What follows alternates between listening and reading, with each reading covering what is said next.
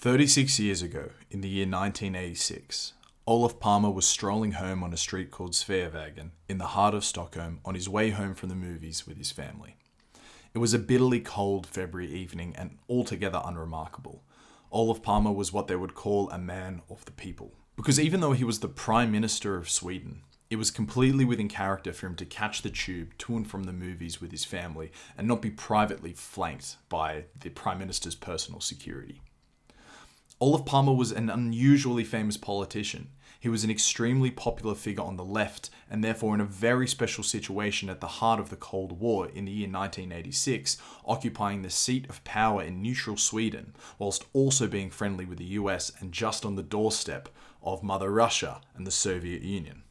So when he was assassinated on that unremarkable evening, strolling home from the movies late at night in the pure dark and freezing cold, the police investigation that followed, which ended up ballooning into the largest police investigation in history, justified all the complicated geopolitical conspiracy that followed. However, years and years went by, and the police investigation chased dead end after dead end. People had actually given up hope of ever catching the killer and getting to the bottom of who actually assassinated Olaf Palma. There was always talk of this bizarre figure on the perimeter of the story, a fella known as the Skandiamannen.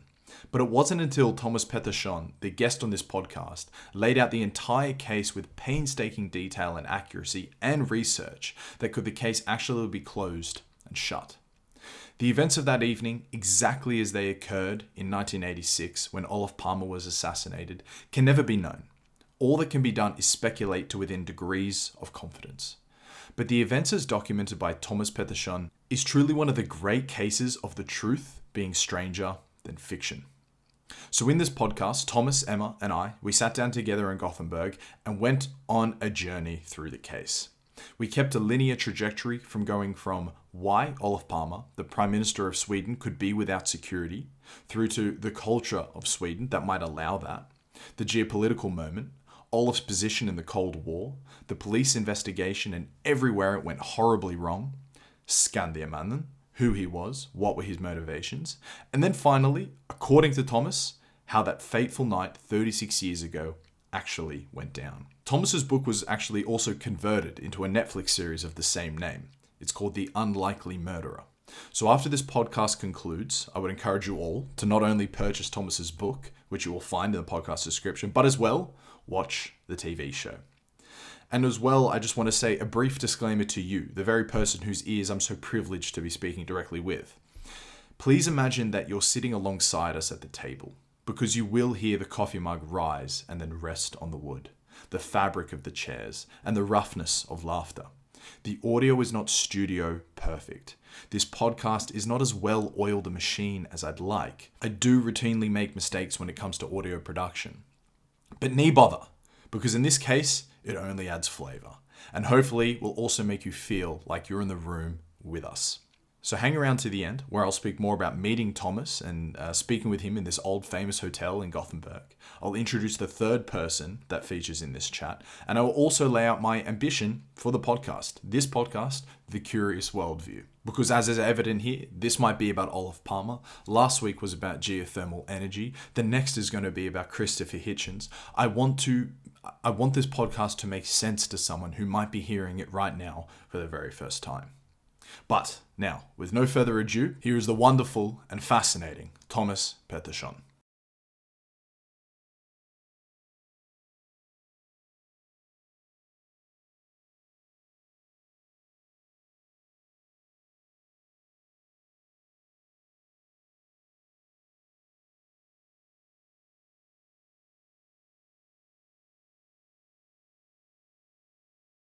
Mr. Pettersson, thank you so much for joining me and Emma this afternoon. I'm just glad to be with you, so it will be a nice talk, yes. Take us into the night of February 28, 1986. But before you explain exactly what occurred, could you just give some broader context into Swedish society that would allow the Prime Minister to be without bodyguards, walking the streets late at night? I suppose this, the Prime Minister being without guards was something that was surprising to many countries, when they heard about the news that he was shot, that he had no guards, a Friday night in the center of Stockholm. But this was Sweden at this time. We had not had any kind of these terror attacks or which was made at a single person. We had some international terrorism by the Rote Armee-Fraktion, the Red Army from Germany. We had some from the Yugoslavs, and we had some from the Turks, the PKK. But they weren't really pointed at Swedish politicians in this way. So there wasn't any real.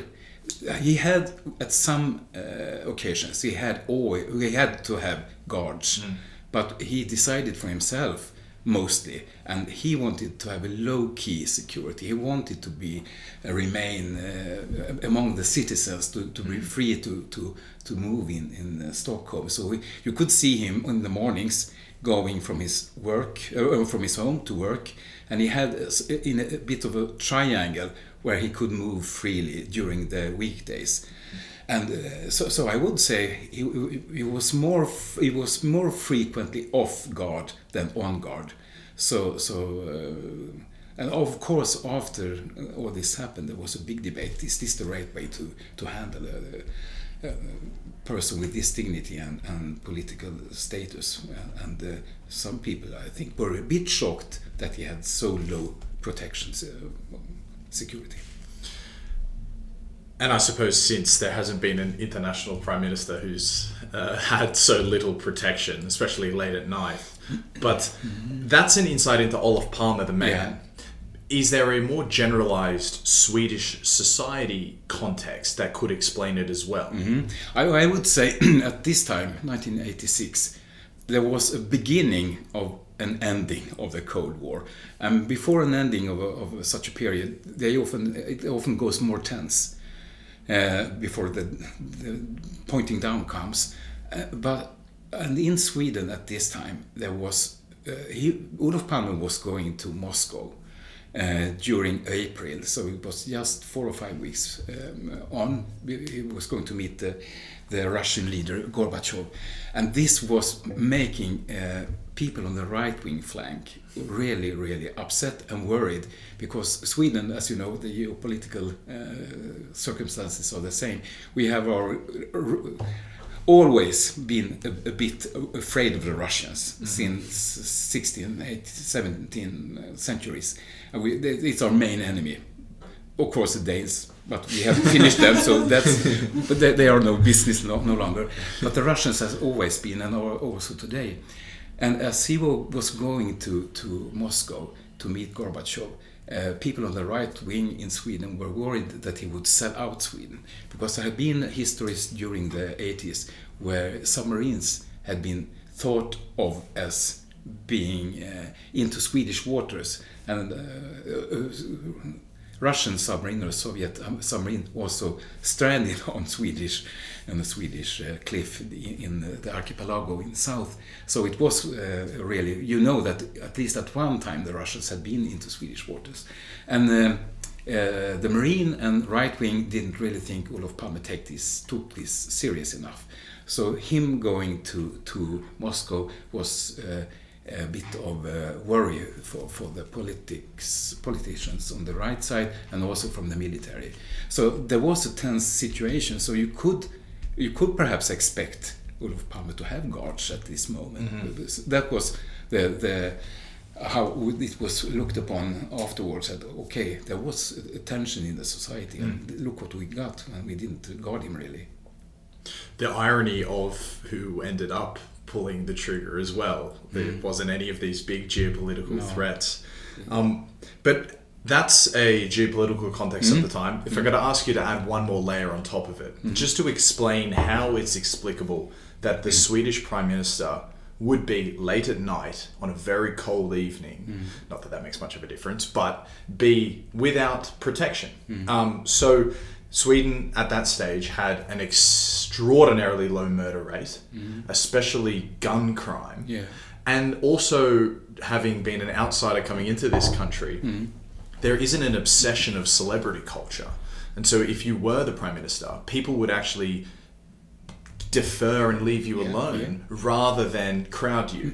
So could you explain on those points a bit? I think that's a very, very good foreigner's view on it, because we are so used to it. When you see a celebrity in Sweden, you don't go, "Hi, can I take..." Perhaps a bit more now, but during this period, you didn't simply do it. You just say, "That's sort of fun." Don't look. Don't look. So it wasn't really a problem for them being out on their own, even on a Friday. And this was a payment weekend. This was the day of pay, so many people were out and they were drinking a lot. Lisbeth Palme took a bit... she was a bit worried. Olaf Palme wasn't at all. Yeah. His son Morten told me once, when they were leaving home in Gamla Stan, the old city, there were some boys, teenage, doing something. They were throwing snowballs at some windows or something. And Olaf Palme just ran after them and said, "Hey, don't stop doing this." He was acting exactly like, a parent or something. And he wasn't afraid of making himself common in that way. He acted like a regular citizen. And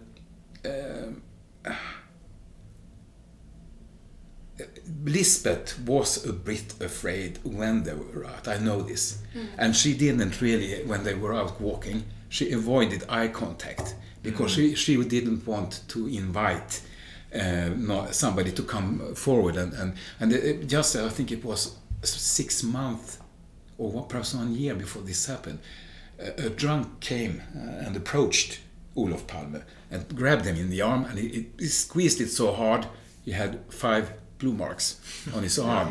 And this, I'm not sure that she reported that or he reported it, because they knew if they did, they would be perhaps being at risk to have more guards. Yeah. But this was an actual happening. And so you could come so close to the Swedish Prime Minister in daytime, in a weekday.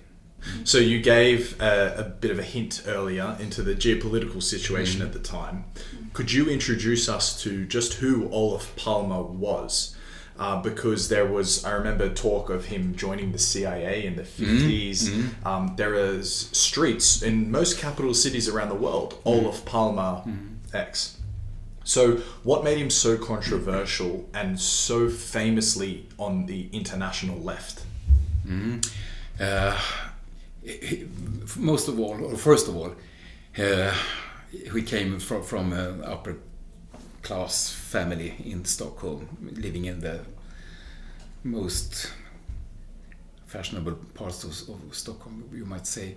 And he was a brilliant kid. He learned 4 languages before he was, I think, 5 or 6 or something. He was very quick in learning, and he was a brilliant. He was a very, very talented man. So when he grew up, he had during his late 20s, he of course also made the trip to USA for college and was studying together with the actor Paul Newman, who was a close friend of him. Kensington College, if I remember it right. So he was rather early on had a geopolitical interest, and he traveled in the South America.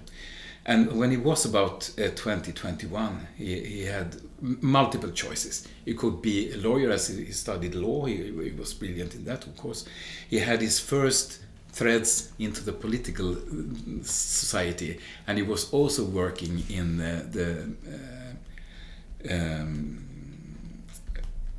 the Swedish military intelligence. So he had, he was in all these powerful layers of the society.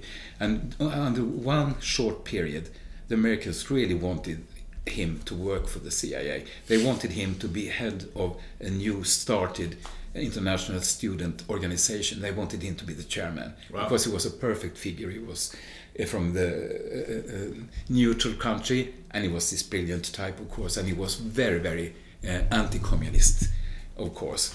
So the CIA really wanted him, and he was also up on the American embassy to tell them some intelligence notifications about Swedish left-wingers.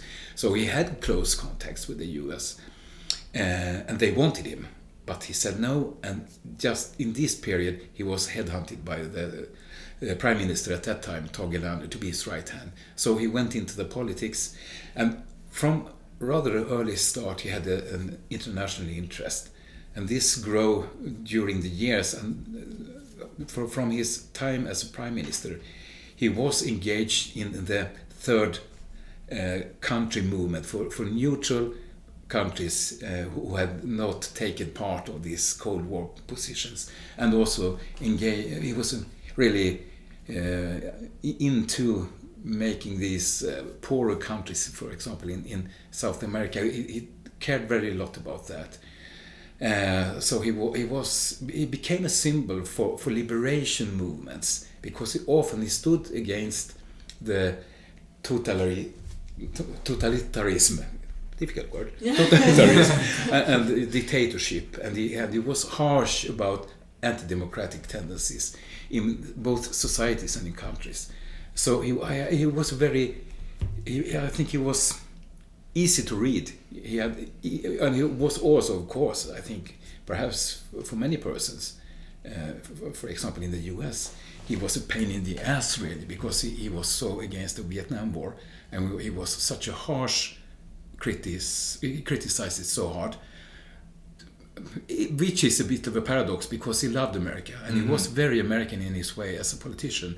You know, his way of talking, his rhetoric, he was very influenced by American politics. So there is some kind of a paradox, but I think perhaps it was a bit, he was disappointed about this American policy in Vietnam. So he had very strong, a person like Henry Kissinger didn't really like Olaf Palme much, and a person like Pinochet not much. Instead, he was popular in for example, Middle East, for the Palestinians. Arafat, he was, good friend of him. So he had, and also, you might add, he was trying to negotiate between the Iraqis and the Iranians during the Gulf, during the war between Iran and Iraq. He had many taken position in international affairs to an extent which both got him many friends, but also powerful enemies. So when this happened, there was, it was a big pattern of motives. Who could it be? But the motives from his foreign policy were strong. It was thought about like it could be some international organization behind that. Yeah, so I think it's very clear that he had a very global interest, and that of course flavored him, but he grew up in a conservative household, is that fair to say? Yeah. But what made him sort of switch colors and become more left-wing? Oh, that has been a subject of some debate. If he could tell his own story, it was during his period in the US, and a bit later on when he was traveling in South America. Yeah. He was a young man. Before, when he was young, he was definitely a conservative, and he was working for a conservative paper. But he made a switch, and critics about Palme said it was, he was just an opportunist. He put himself, he could see where he could make the most of his talent. But I don't think that's fair to say. I think he had a deep involvement in the social. He wasn't born into it, but he became a very essential part of the Swedish social democracy. And it's not fair to say that he just made it because he was hiding some kind of overclass figure inside of him. He made this his own beliefs, really. But that also made him rather hated, because his fellow class from the upper class in Sweden, they saw him as a traitor. He left us. Okay, if he leaves us, who will be next? He had such a profile as an upper class guy, really. Wow, really. So the people who knew him would say, he's so nice as a person. How can he be a social democrat? he wants to make us all communists. Yeah. This Olof, as we know, and he was Olle, and he was he could go to friends to the right-wingers in the Swedish parliament, and he was of course very familiar with them because he was relating to many of them. And he could say, "Oh, okay, how is your aunt? I heard she's ill." And 10 minutes later he could just, throwing hard things at them politically. So he was a two-face for him, for many of his political colleagues at the right wing. They saw him, they couldn't really trust him. That was a very important thing when you think about this murder and what I think about it. It was a strong feeling that, Olof Palme, we can't trust him. And wow, now he's going to Moscow in some weeks. That's, in my mind, it's a kind of an explanation to what happened. Yeah. I think, sorry if I may, but I think it's really interesting in the Netflix show as well. It's sort of highlighted with the T-shirt. I think they do, and I mean my parents are Swedish, so they were up telling me a little bit about it. But like people would walk around with pins, like "Death to Palme" and things like that. Like it was really strong about it, like, and super, like it's not out of nowhere that it sort of ended up being killed as well. And it was accepted. When you look at the political climate today, I think in most countries, definitely in Sweden, you can't really think of it how it was at that time, because you were allowed to say things about Olof Palme and write things in columns and in articles and stuff, which are totally unthinkable today, because it would be, it would be stamped on like, oh, this is hatred. This is, you can't put this in words. But then it was okay, and it was, raising the level a bit and a bit, and in the end it was sometimes a bit unbearable, and it made him sorry at sometimes, and his family, of course, they were afraid of course, what was building up. So there is, we can perhaps come to that, but there is a scene in this Netflix series where Lisbeth Palme calls to the son Morten, and she says, "Now it's happened, what we've all been waiting for and been worried about." And that's true, exactly what she said. Yeah. No, and I think, it's very, I mean, I wasn't live then, but at the same time, I've heard an anecdote from my mom's husband, and he tells the story how he was, I think it was him at Botched at the time, and when they heard that he died, this is of course a very upper class and like a very conservative bar, they ordered champagne just to celebrate, like it's that's like a weird sentiment, like even if you're against somebody politically like JFK or whoever was killed, like it says a lot when people order in champagne as well. It's like the Margaret Thatcher parties after she died in the North. People celebrated.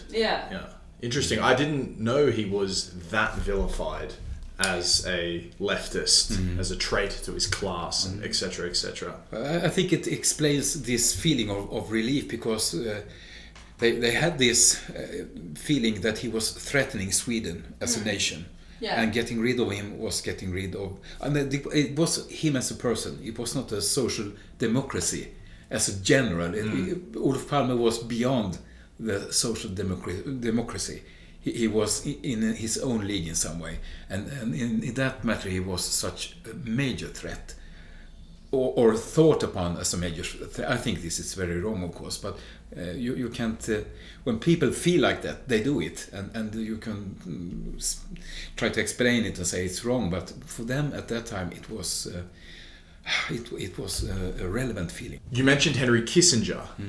Did he have any particular interactions with Henry Kissinger that are of note? Not that I can just recall and make some history of, but Henry Kissinger, of course, was during this period when Olof Palme was very critical to the U.S. foreign policy, it affected Henry Kissinger a lot, of course. But I think he also respected him, and when Olof Palme was shot down, he made some fine remarks about Palme, So it, of course, I think he could, in some way, diverse the person Olof Palme from the foreign policy that he put out from Sweden. But of course, Sweden, we are a small country. We don't really affect U.S. policy that much. I think it was more the symbolism of it, that a politician from a small country dared to put up his voice against the Vietnam War at the point when it was not, it was not really had taken the form that it had in the later stages of the war. It was still quite, not a young war, but it wasn't, all these pictures that you later got from it with terrible terror acts from American soldiers and such. So he was early in his criticism of it. Just to round out his figure a little bit more, because you've done an excellent job at highlighting how significant of a character he was, not only in Sweden but internationally on the left. You were talking before we started about how he had friends like Gandhi in India, and various other very well-known international people on the left. Could you speak to some of those relationships and how that might have further elevated his mystique as this person with a lot of power on the left? Yeah, I think I've noticed now when this Netflix series has been released, the big interest in it from India, for example, and there is this history of good relations between Olaf Palme and Indira, the Gandhis, and also with the big business that the Swedish armor company Bofors had with India, which in some way it was intervening in each other. So Olaf Palme had at this time of the killing, he was trying to fix up a big gun affair with India, and this was also combined with very big amounts of corruption, which made it a big scandal in India, and it was also a bit of a stain on Olaf Palme in that way. He was popular, but there was also this corruption story, and there was, of course, wonderings, had this corruption and this Bofors story something to do with this killing? And I myself had these thoughts, could it have some connection with this multi-milliard business, a multi-billion business? But that was one thing. I think he had such tight bonds, for example, with Trudeau's in Canada. He had friends all over the world, just I think also because he had a way of having easy to connect with people. So it was not only the political circumstances that made him great internationally. It was also, he had the social side, and of course he was able to speak French in France. He was able to speak German. He could some Spanish too. So he had so many tools in his box to make him not only big as a political figure, but also as a person. And you named these Castro, for example, and also Arafat, of course, which was considered him a very close friend, which also, of course, was a very upsetting thing to the right wing in Sweden and in other countries too, of course. Sweden had very early on very close contacts with the Palestinians, and as you know, we accepted Palestine for some years ago. That's a bit of Olaf Palme's heritage, that we still keep it so high. So you mentioned there a few times, or at least highlighted, Sweden's neutrality and the fact that you were such a small population.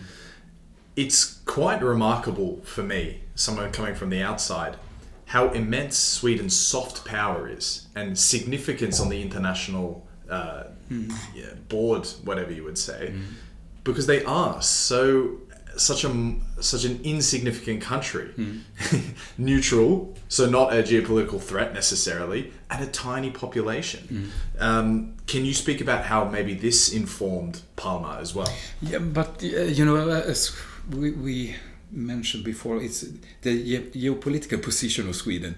We were standing between East and West, and we had an immense defense power during the 70s and the 80s. We had Air Force, which was, I think we were third or fourth in comparison. It was the US, there was the Russian, and it was the British. And we had so we had quite also the Marine. We had quite military strength at this time, and this of course made it even more important what Sweden did, and especially what Olaf Palme did, as he was thought of a player of his own. He didn't really connect to the Social Democrat Party always, and he wasn't always popular even in his own government, because he took standpoints which were a bit perhaps of his own. It wasn't always he didn't always speak to his mates in the government. So you have to have this in mind. We were neutral, but we also had quite strong military power, and of course he was to take decisions if we would come to a conflict, which at this point from 84 to 87, 88, it was, they called it the second Cold War, because it was peaking a bit. And there was, I remember this because I was in my 30s. There was, you were really a bit afraid, is there going to be a third world war? Will it start in Sweden? How will we react? How will we respond? And of course that also made Olaf Palme to a very important figure. Every slightest suspicion of him not being open, not being transparent, would place him in danger. It turns up all the sensitivity dials and makes a potential assassination all the more likely, and further compounds on the question, why was he unguarded given the heightened tension? So perhaps you can return us to the night and explain the series of events that led to his murder. That led to his murder, yes, because this was a Friday, and he had an ordinary Friday at work at Rosenbad and made his duties as a prime minister. And then his son Morten and his girlfriend had decided to go for a cinema. And they had no plans for this evening, and they had no guards. And they took a late decision at about 7:30. Okay, let's join them. They didn't have any tickets, so they went by chance and took the underground from Old City to this cinema, Grand, who is placed at Sveavägen in the center of Stockholm. And it was, it was not planned. So it was a little bit typical also for Olaf Palme and Lisbeth to do these things. And they didn't regard to call the security to guard them. So they just went by their own, and people saw them, of course, on the tram. And okay, there is Olaf Palme. But as you said, no one.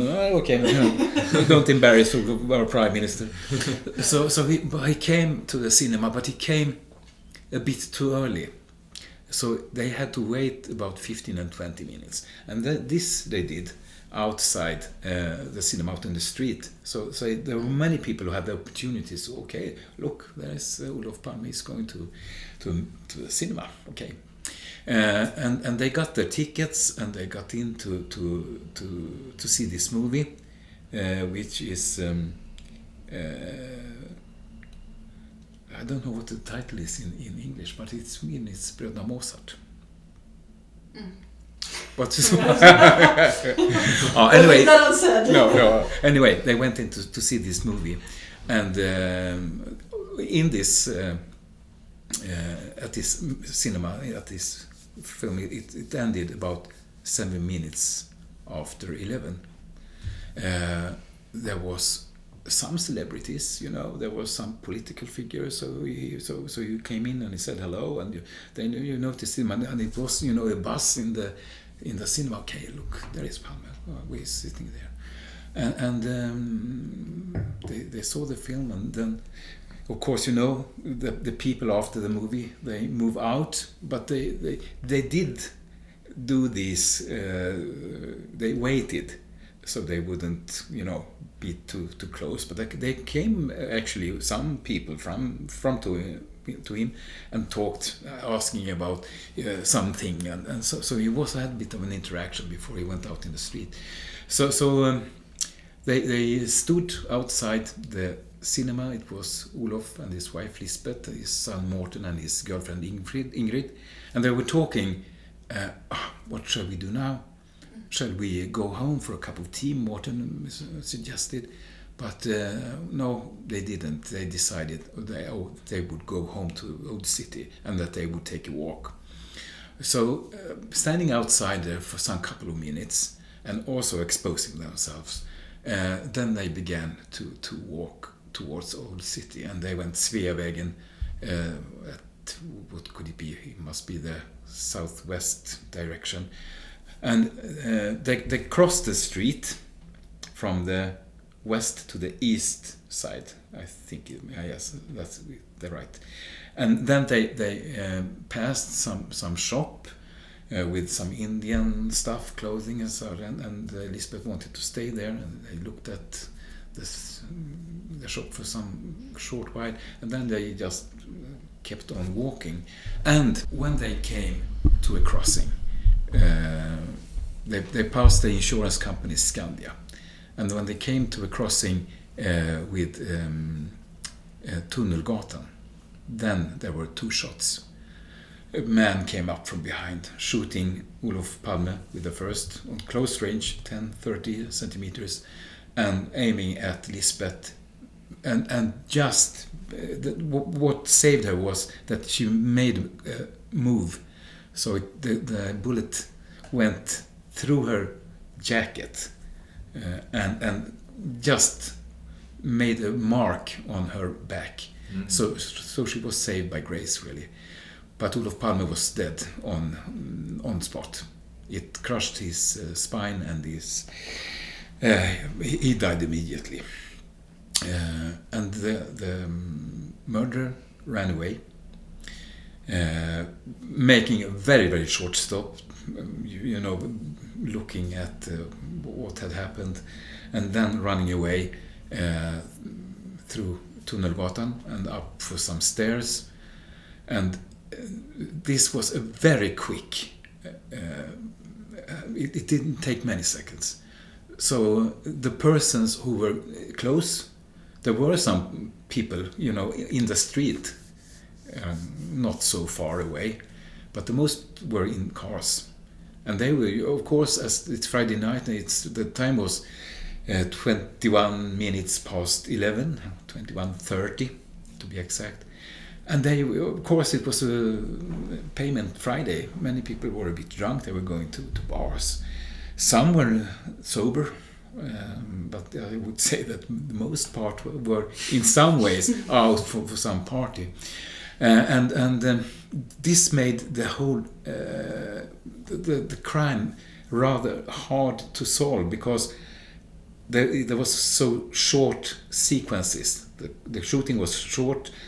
He wasn't standing still at the crime scene. He was running away, and he didn't show his face. Nobody of the witnesses on the murder and the crime scene saw the face of the murderer. And he ran across this Tunnelgatan up for some stairs at 89 steps, and then he vanished. The last witness who saw the killer was standing on a street called David Bagares gata. There were two witnesses, and that was the last people who saw the gunman. And that also was a short sequence, but this witness had more time to take a look at the murderer. But he was looking down, I say he, because there wasn't any discussion if it was a man or a woman. I was looking down in his purse. He had a purse. So she didn't see the face of the murderer. No one saw the face of the murderer. It turned out when they collected all the witnesses. And it was very, very short. It was visible only for a short while, really. It was 11:21. Olof has been shot. Lisbeth has been shot at. And it all happened within maybe a minute or less. And only a few people saw this shadowy figure running away. Yeah. And presumably lone gunman. What is the initial response to this chaos? This is a very...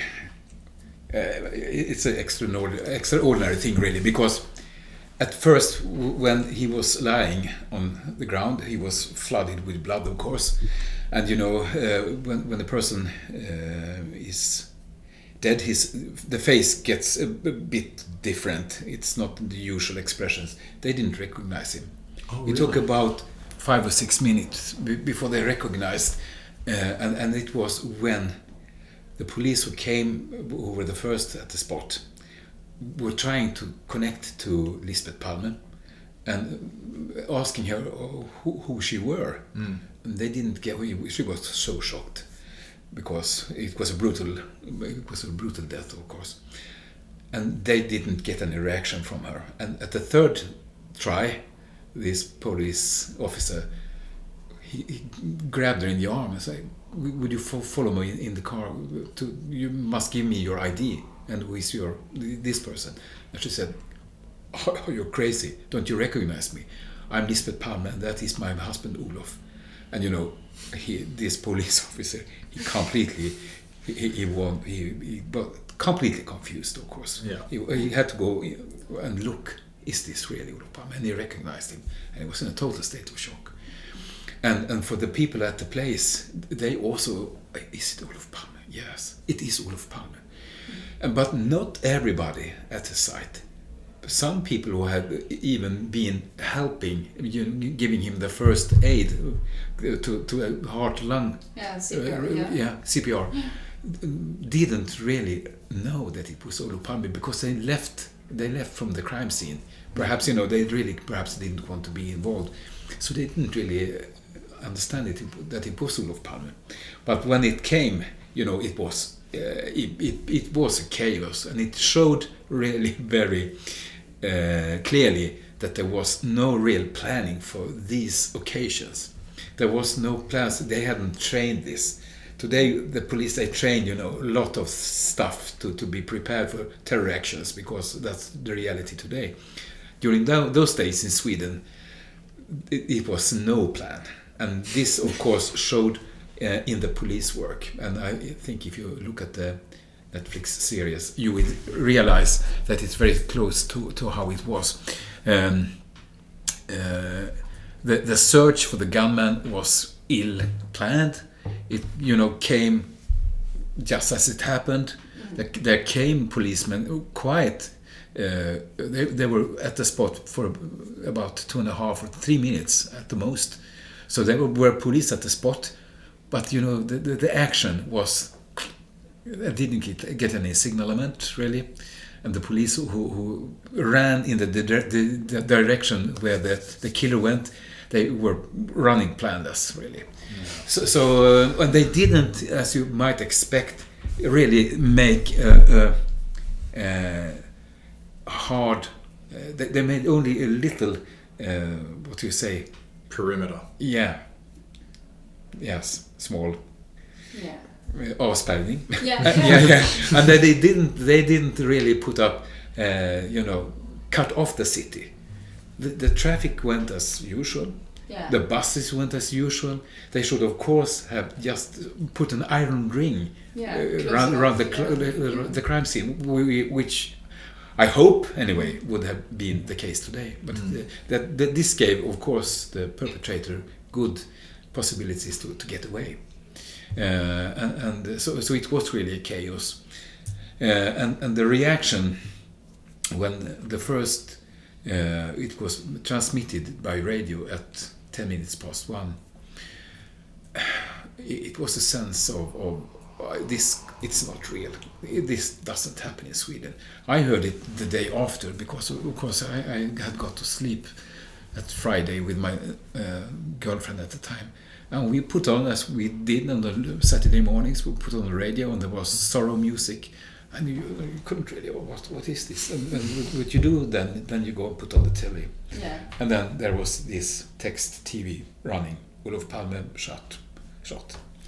And as I was a social democrat, I was raised in a working man's home. So I was social democrat as my dad. I phoned him and we talked. And my first thought was, okay, this was some kind of international plot. But my father said, no, I don't think so. I think it was some angry right-winger who made this.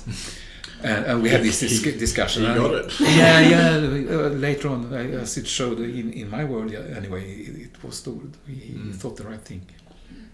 But it was a total state of shock. And I don't think Sweden has... Even those who really didn't like Palme, there was these hardcore right-wingers, of course, who celebrated. But there was some, I remember some of the columns in the morning papers from the liberal, I think if it was Dagens Nyheter, the Daily News, where they had these reflections. Did we create the ground for this? Did we make a mental ground for this killing because we were not careful enough about what we were writing about Olof Palme and did put out so much of bad.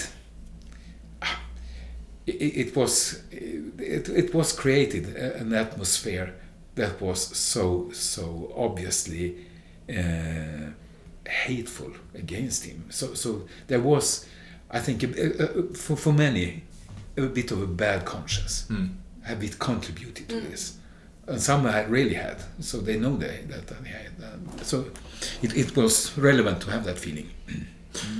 So when I first heard about this, Emma told me that it was the largest police investigation in history, and I could scarcely believe it.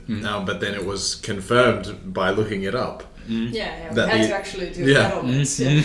I won.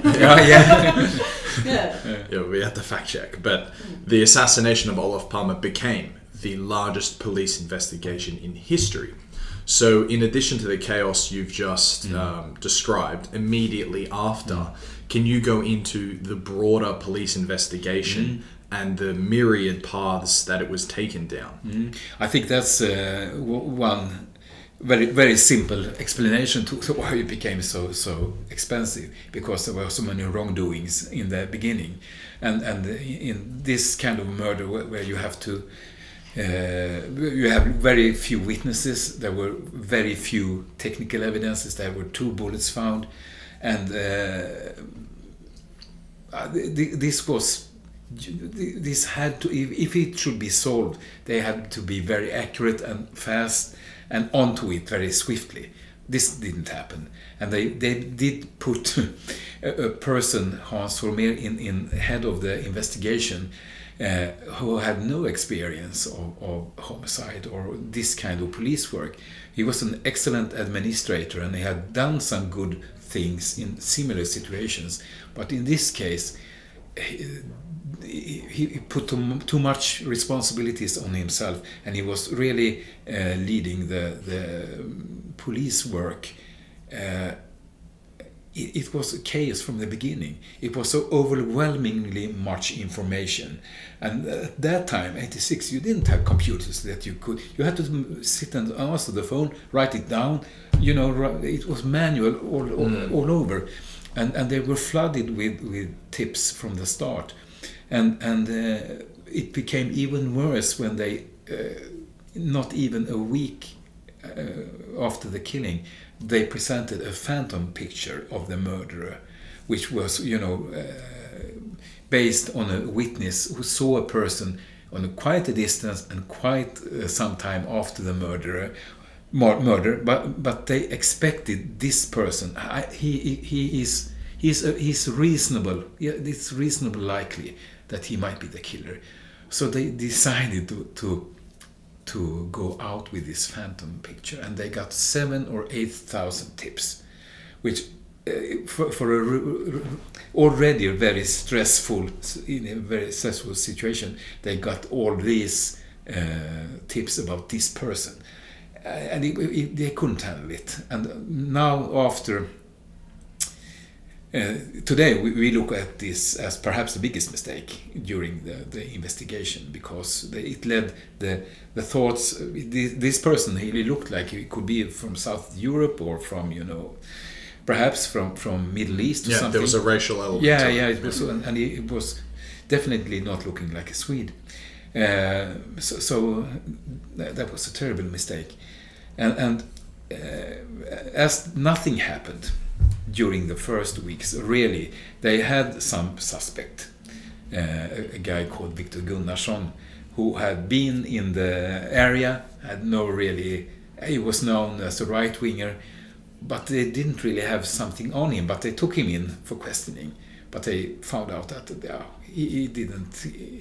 he got some kind of alibi, so he got out, and they didn't really have anything to go on.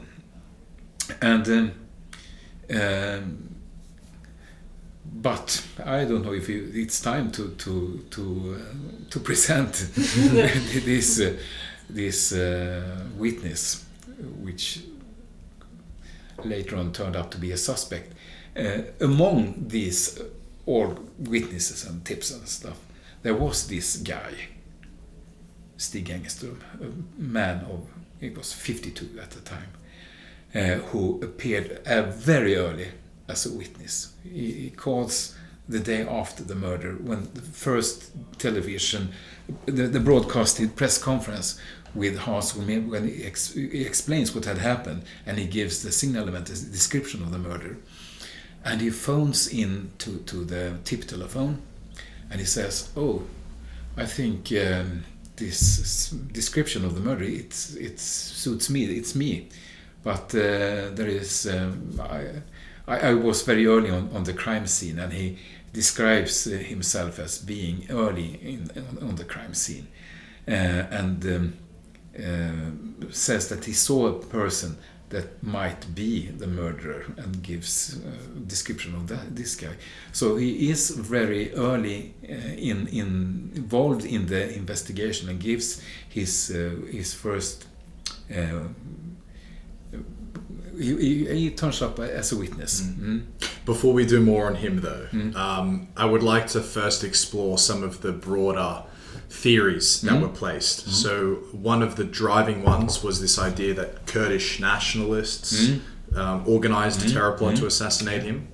Yeah, of course, because as they were thinking, they in this investigation group, Hans Holmér, he gathered a small group, which was the core of the investigation, and they were sitting and trying to figure out who could it be. And early on, the PKK, the Kurdish terrorist organization, as it was stated as in Sweden anyway, was among these suspected organizations. But there were also the Germans, there was also the CIA, even if they didn't want to really admit it, but they were on the scene, they were thought upon. And also, of course, there were other groups from Chile, for example, the South Africans. There was motives, there was no lack of motives, but the PKK was on the table really early, and after a while, some months, Hans Holmér decided this might be the group, because they did get some information that pointed that it could be the PKK. And then they decided to put all the weight and all the resources to try to hunt them down, and they were doing lots of police work during about half a year, with surveillance, of course, and all kinds of investigative action. and they did a razzia in January 1987, which gave nothing. And then it was the end of that track. So it was, you could say, a lost half year, which was very determinating, of course, for the police work, because then every track went cold. And Hanson had to leave his position. And from, being a hero in many ways in the people's eye, because he was very media. He was good at doing media, as we say today, and he did it. He made us. I remember this quite well, because you really believe, okay, this guy, he's got it. Okay, it's hard, it's tricky. Of course, it's a tricky situation, but we trust him. He will sort this out. And also the politician, because he had good connections to the Social Democratic Party, and they wanted to have a guy who they could trust. They didn't want anything, if it would occur, that Olaf Palme would be put in a bad position, that it would turn up that the murder had something to do with some, not good stuff, what concerned to Olaf Palme. They needed someone to trust, and this was the guy to trust. So he was trusted from both the people and from the politician. But the media began to see him through, that, okay, this phantom figure, was that really such a good idea? He was seen late after the murder, and he wasn't really close to the crime scene. So they began to be critical questions. But he put everything at one card, and he lost everything really. And then it had been almost gone a year when he left his position, and then it was a restart for the investigation. They came in a new investigation leader, but it was a lost year, and it was hard, of course, to take up the threads that were just in a mess. So when you talk about it as this very expensive, very large police investigation, you find as I see it anyway, the explanation is the wrongdoings in the beginning. If they had done right, and I think we will come to it when we talk about this Stig Engström, if they had done it right, they perhaps could have solved the case in the first months anyway. And when this doesn't happen, then you will never be able to solve it. You can go on and on and on. You could go on 10 more years. Nothing will happen, because the killer is close to you, but when you don't look him up, you will never do. You will not be able to solve it. It's a very, as I see it, it's an easy explanation to this very, very expensive investigation. But it's also very hard to take it to you that this major investigation could have been so easily solved. Yeah, it's a case of the truth is stranger than fiction. Yeah. It's, you would sort of be laughed out of the room if you pitched this as a crime thriller, because it's just too unbelievable. Yeah.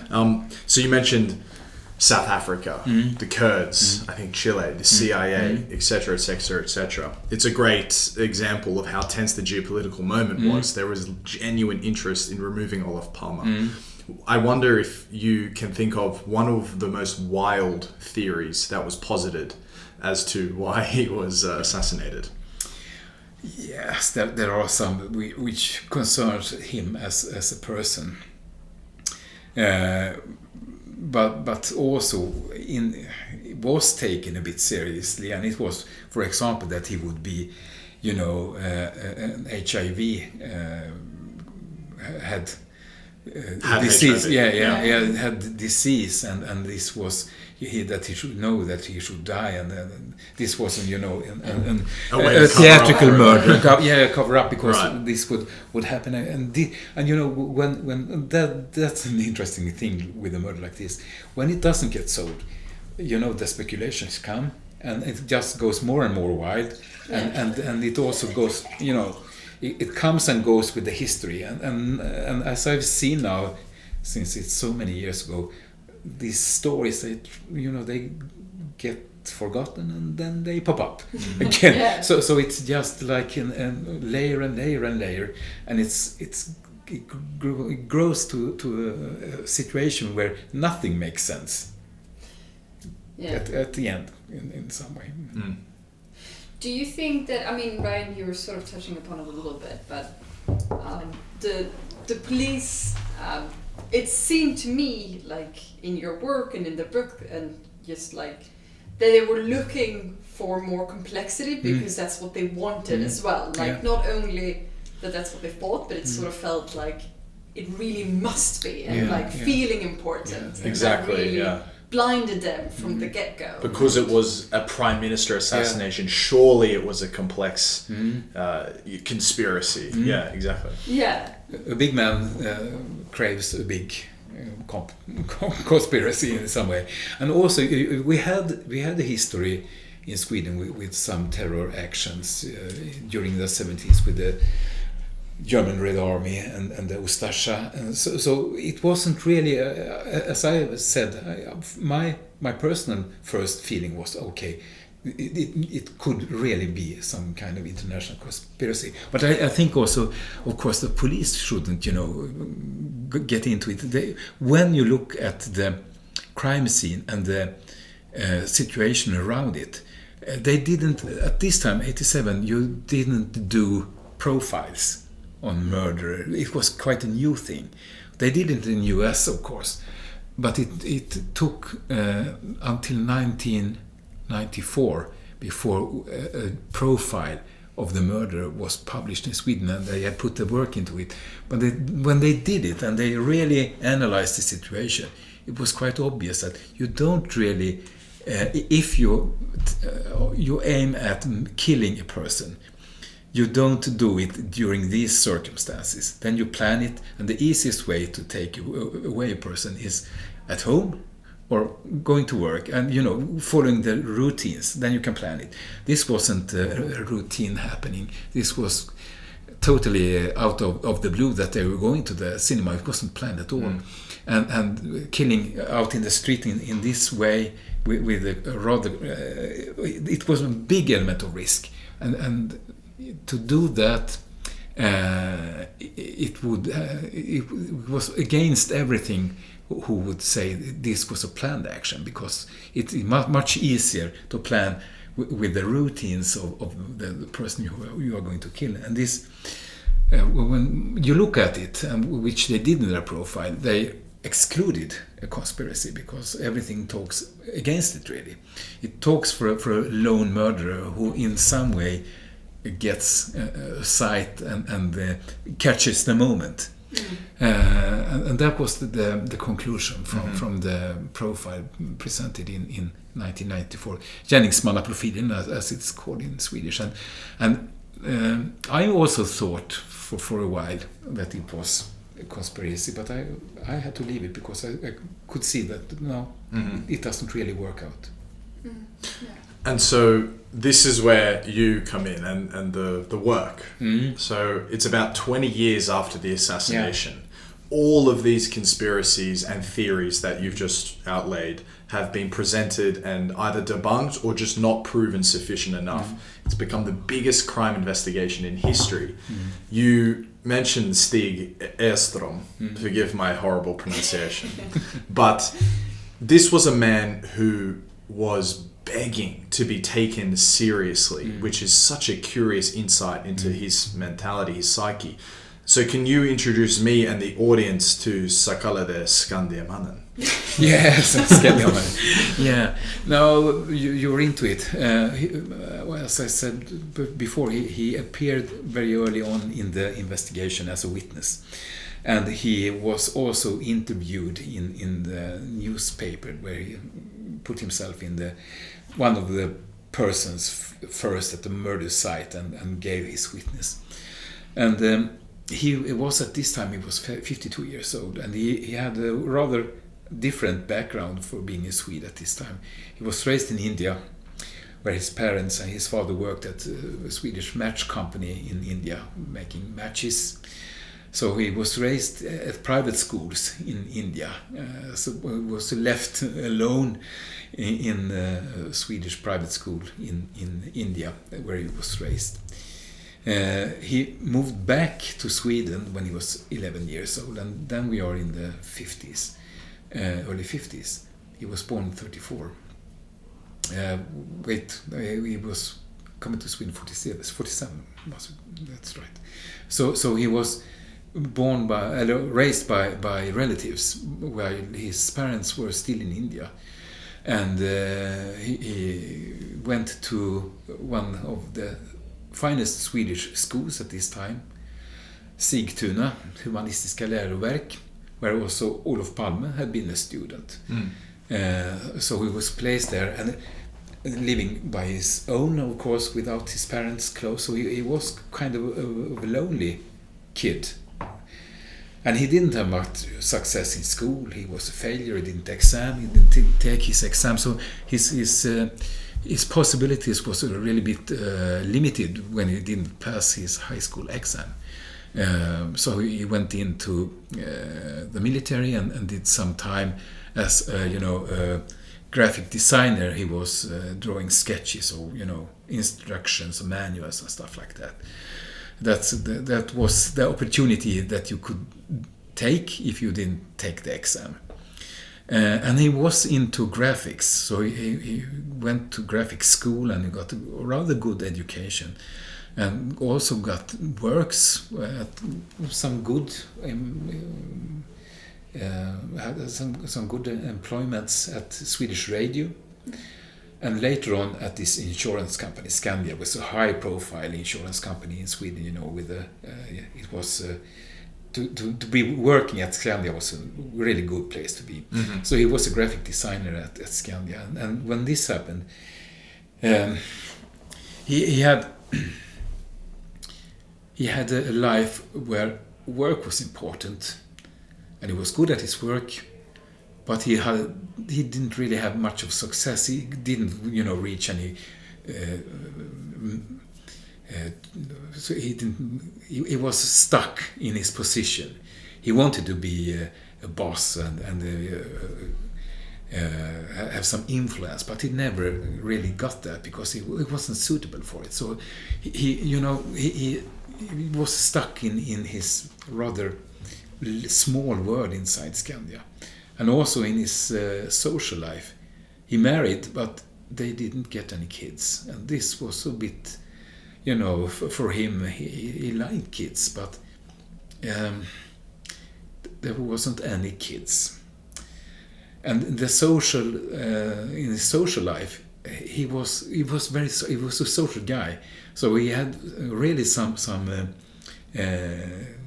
good opportunities there. So both among friends and at this Skandia company. So he was successful in some fields, but really not successful in those most important parts of his life, which was, I would say, his family, that he didn't really could raise a family, which was something he really wanted.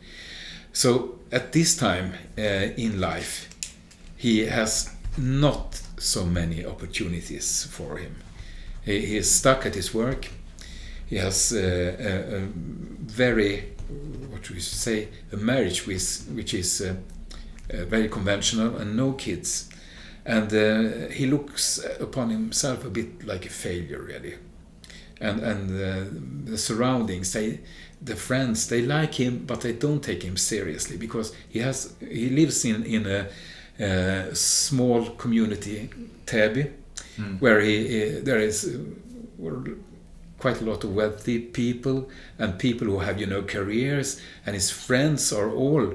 There are militaries, there are diplomats, and they are always higher than him in social rankings. Mm-hmm. But they tolerate him because he's quite a nice guy to be with, and he puts out parties, and they tolerate him, but they don't have any respect for him. Oh, that's Stig.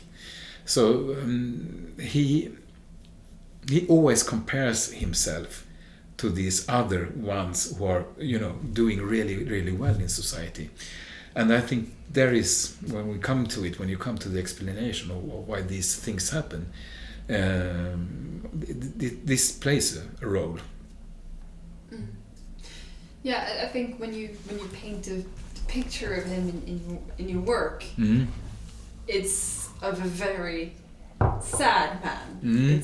It's really desperate tragedy. Yeah.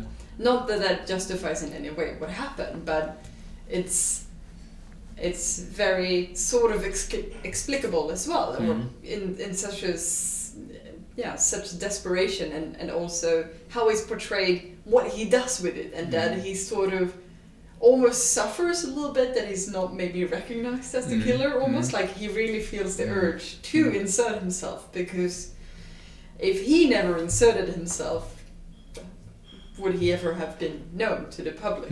He would have gotten away with it. He's not.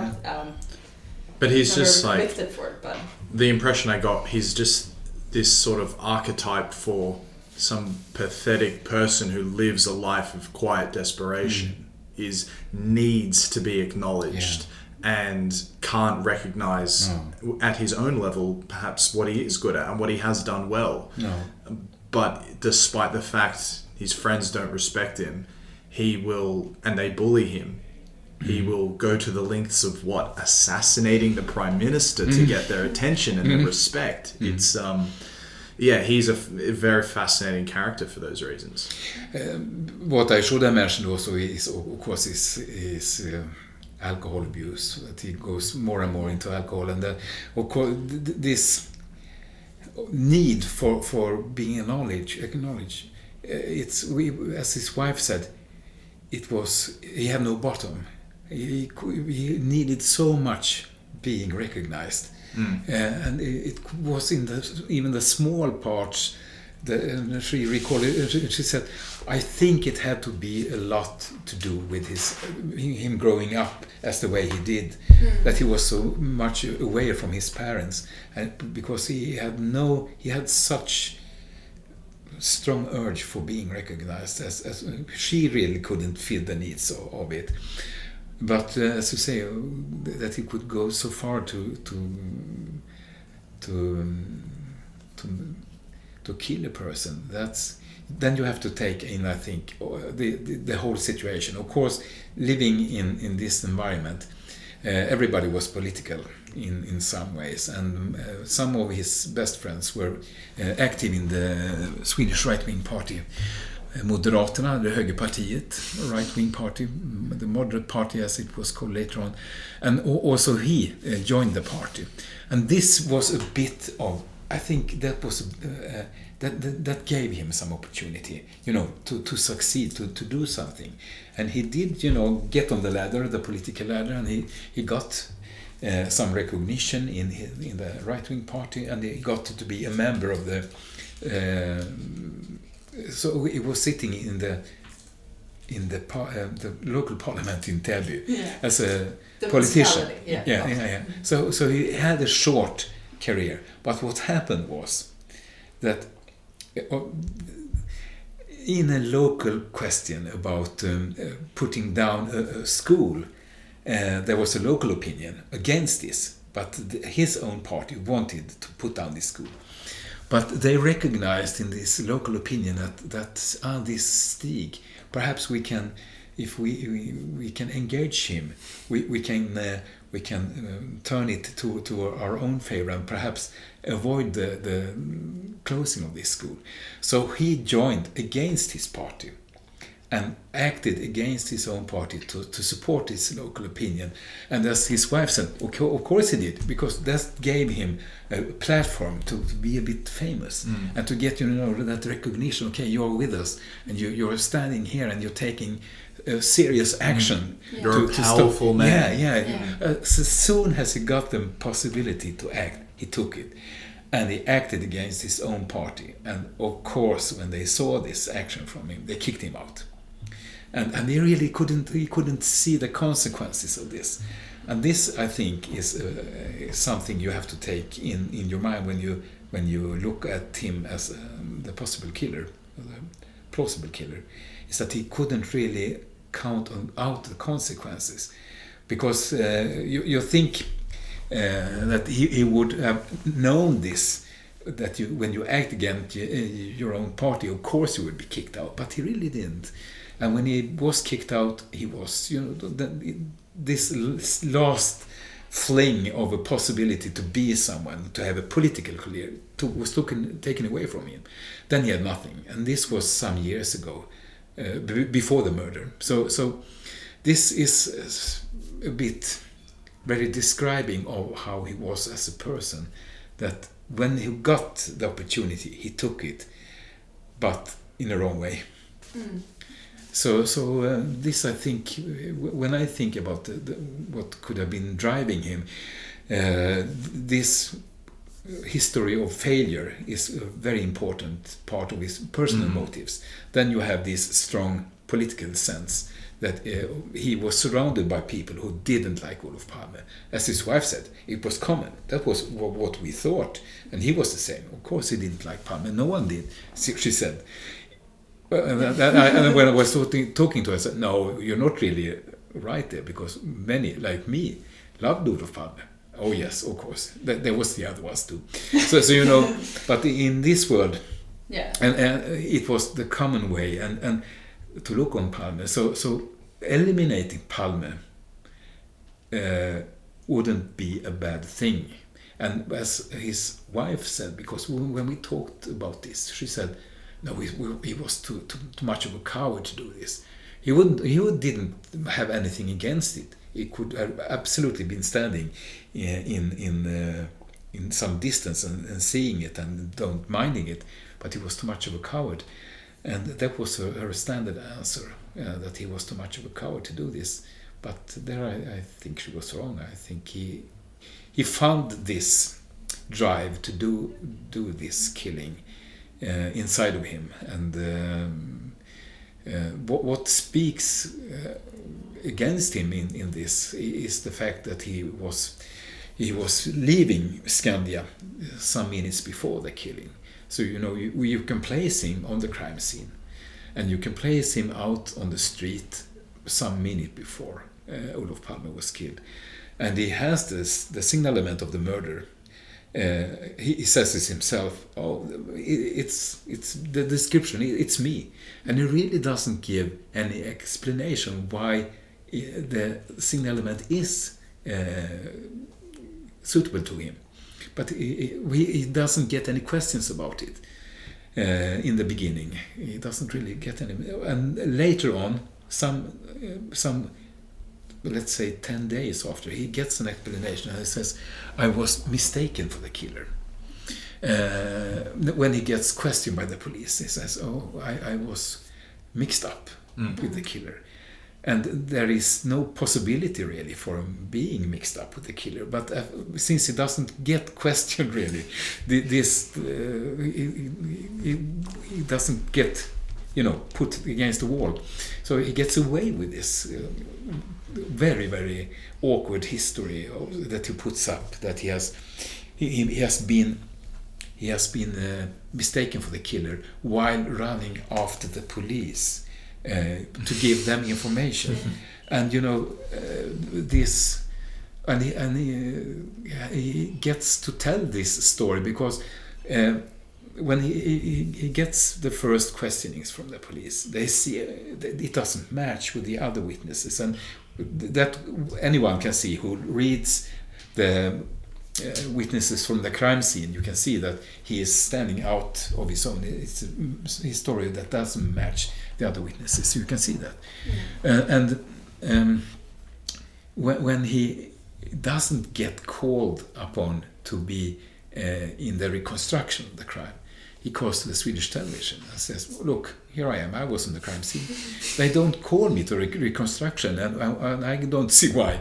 So he gets his own TV time on best prime time in Swedish television. So this is some of the things that are hard to take in, that we have been thinking about 30 years about who was the killer really, and as I see it, many of us have already seen him on prime time in TV, acting like a witness. But it's kind of it's explicable in hindsight. No, in hindsight, it's inexplicable. But at the time, you can sympathize with what kind of a crazy murderer would try and put himself into the center of the investigation. This Skandiamannen is clearly just someone who wants a lot of attention. I can totally see if the equivalent story played out now, we'd all be saying that. But of course he didn't kill him. What kind of a crazy person would take an interview on TV if he murdered the Prime Minister of Sweden? And it makes, again, this truth is stranger than fiction. Yeah. But so you've given, I think, good context for his personal history, perhaps hinting at his motives and life experiences that potentially led him up to that. Can you return to the timeline starting on the night of the assassination and how the Stig Engström, the Skandiamannen, inserts himself into the story? So starting with the night, then to his various media appearances, and so the timeline. Yeah. The timeline is that he the day after the killing, he phones to his personal officer at the Skandia to get the time when he has clocked out. So he says, I need this time because the police and the newspapers are at me, and this is at an early stage. It's just 11:30 on the Saturday, and this guy who is a personal officer at Skandia, he thinks, how can the police and the newspapers know about this? But he says to Stig, okay, I will check out the time. I will go into Skandia because I'm going to play tennis anyway, so I can take it. Oh, that's fine because they're at me here, he says. So this personal officer, he goes into Skandia, he checks when he's clocked out, and he's clocked out 90 minutes past 11. And that's approximately 2 minutes before the killing and 2.5 minutes before the killing. And he puts this time to Engström, and he says, okay, but that's fine. Shall I call the police? He says, this personal officer, to give them this time, this clock time for you? No, I will do that myself. And of course he doesn't. He doesn't give this time to the police at this moment on the Saturday. He waits with this. And so then it goes. The press conference is due at 12 at lunchtime on Saturday, and he watches this, and he watches and hears the signalement, this description of a murder, and then he calls in to the police and says this, okay, I am Stig Engström, I was at the crime scene, I was taking some action at the crime scene, and I saw the person I think who killed the Prime Minister, and I had some tip from Lisbeth Palme, and he says the description of the murderer suits me. He says, I think it concerns me, and it doesn't give any explanation really at this point why. And he also calls the Svenska Dagbladet, the right-wing paper at the time in Stockholm, and they come to him and they make an interview. And then he sits by the table in his kitchen, and he is sitting with a paper, and he says, I was at my work and I just stumbled into the situation. And he gives a description which isn't accurate really with what really happened, because he makes some mistakes on details and stuff. But that's the first time that he's taken the contact with the police, and also the first media contact. Then he gets contact by a Norwegian paper some day after, and then he goes for winter holiday. So he's away a week, which is of course really good for him, because during this week a lot of details are revealed during what really happened, and it gives him the possibility to fill in his story with relevant details, what really happened. And also during this week, this catastrophic phantom figure is revealed, so which points totally away from him. and which makes him, I think, very, very relieved, because during these first days he is very troubled with this description, a signalement being so pointing at him, and he comes back to it in talks. That he's very worried about this description, and he doesn't really explain why it bothers him, because how can he be pointed out as the murderer when he is a witness, and he should be on the crime scene after the killing? How can he be mixed up with the? He doesn't really explain that. The explanation comes in the first longer questioning, which is on the 10th of March, when he is back from his winter holiday.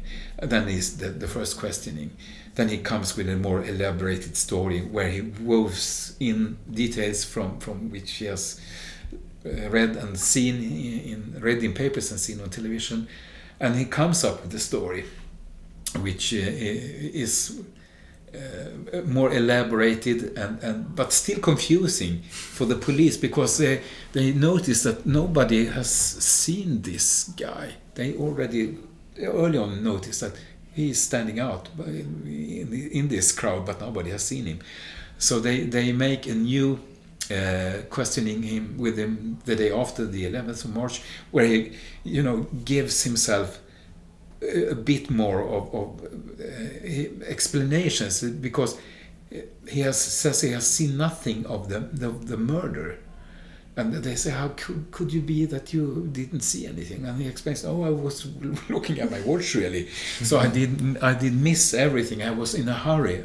I was in a hurry to the subway. It's kind of trivial, some of the lies that he says, but it gives him the explanation though. He builds on his story so he can explain why he didn't see anything of the murder, and he also gives himself a pattern of movements which goes in the line of how the murderer have acted, and that of course wasn't so easy to see at that time. And as you were into before, it's easier now, so long time after, when you can put all this information. You can look at the newspaper, you can look at the questionings, you can look at everything, and you just can compare, and you can see how he changes his story to cover up for him. At that time it wasn't so easy, but they did not on the high level police work with Hanson as the leader. They wasn't aware of how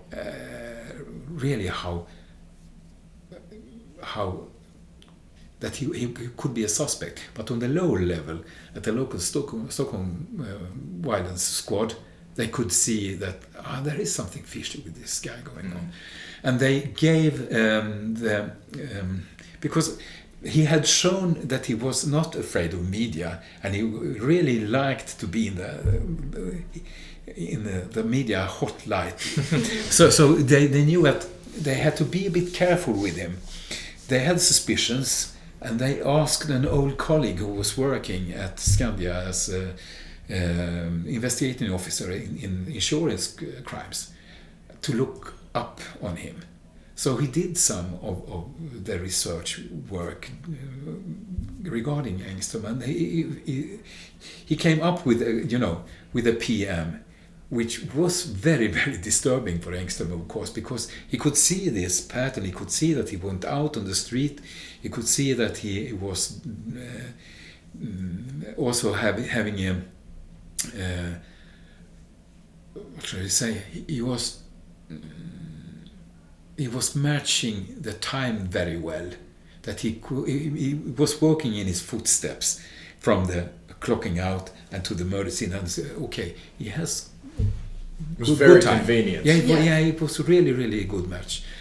So he served the police investigators with a PM, which was, had a lot of stuff and material in it to go on, to start investigating him. And this was in June.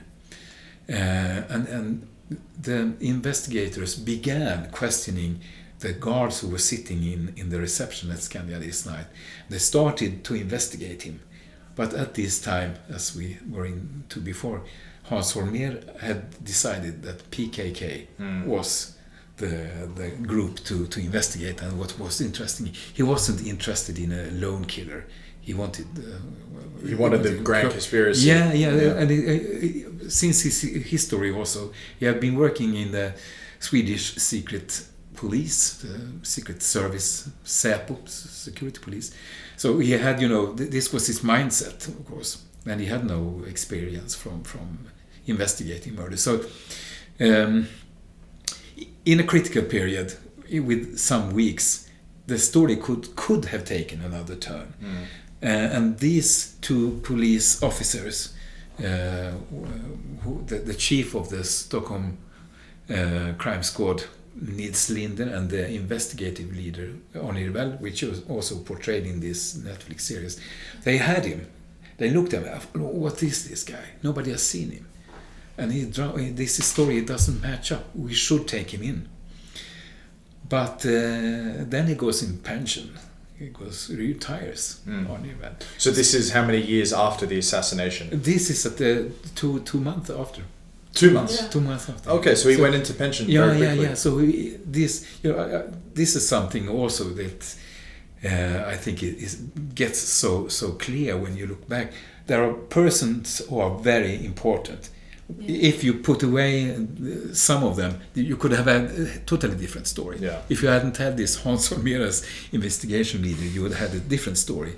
If he hadn't gone to pension, because as a policeman, over the 60s, you had a lot of experience. You don't mess around with them really.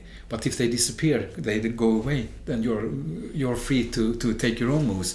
So if Hans Holmér hadn't been, if he had to fight with this Arne Ribell and perhaps with Nils Linder a bit more, perhaps we could have had at least this Stig Engström investigated. But nobody took the fight against Hans Holmér, and he was, of course, also he was backed up with the politicians and so he had a strong position. But if somebody had put up the fight against him, perhaps we could have had another story. It's so amazing how, in hindsight, what is the biggest police investigation in history actually did just hinge on some of those totally circumstantial moments that you just mentioned. Yeah. Had the Phantom Killer not been an all-in play, it looked different. If Stig hadn't gone up to ski for a week, it might have been very different. If the security at the Skandia building had some more initiative, it might have been very different. It's fascinating, again, and confirms the truth is stranger than fiction overall narrative. Did you have anything to say? Well, but I'm just interested in sort of just moving on, and I mean, it's very clear that there was a lot of office politics, but these police officers that is very portrayed in the Netflix series, not at least, they really laid a good groundwork for your work later on. But I'm very interested in seeing how you came in contact with that, because of course you yourself is a character in the Netflix series. I can not nearly as handsome, by the way. This made the whole episode for me. No, but we can go back to the police work, because as I began digging into this as a journalist, one thing that puzzled me so much was how come they didn't investigate him, because it was so obvious that they should have. So I thought, okay, they must have something on him. And that was also the impression I got, because all the retired police officers I talked to, they didn't really remember much. But I got the impression that he wasn't an important figure. So there must be some explanation for this. And for me, this was also, of course, a matter of perhaps it wasn't him. I'm totally at the wrong track here. I'm making just a waste of time. There is an explanation why he wasn't questioned and why they didn't put him aside. And I got the material concerning this during the summer of 2017. And I got a very summaric, it was very ill-handled and not so very well done police work I got in my hands to see how he was put away from the investigation. And it was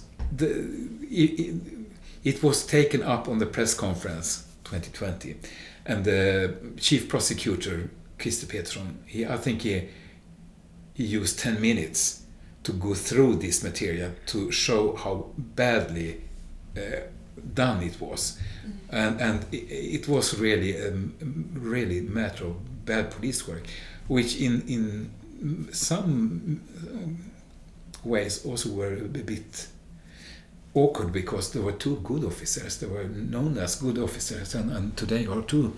But in this case, they did a lousy job, and it was easy to see because they when they looked at Engström, they took the best witness, which was this girl up on David Bagares gata, who got rather a good look at the murderer, and she didn't see the face, but she gave these two investigating officers who showed her a picture of Engström, and she pointed out, yeah, he's the right figure, he's got the right jacket. No, wait, it's a bit too thick, but it's the right length.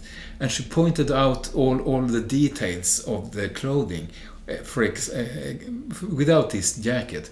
And she really did quite a good job of pointing.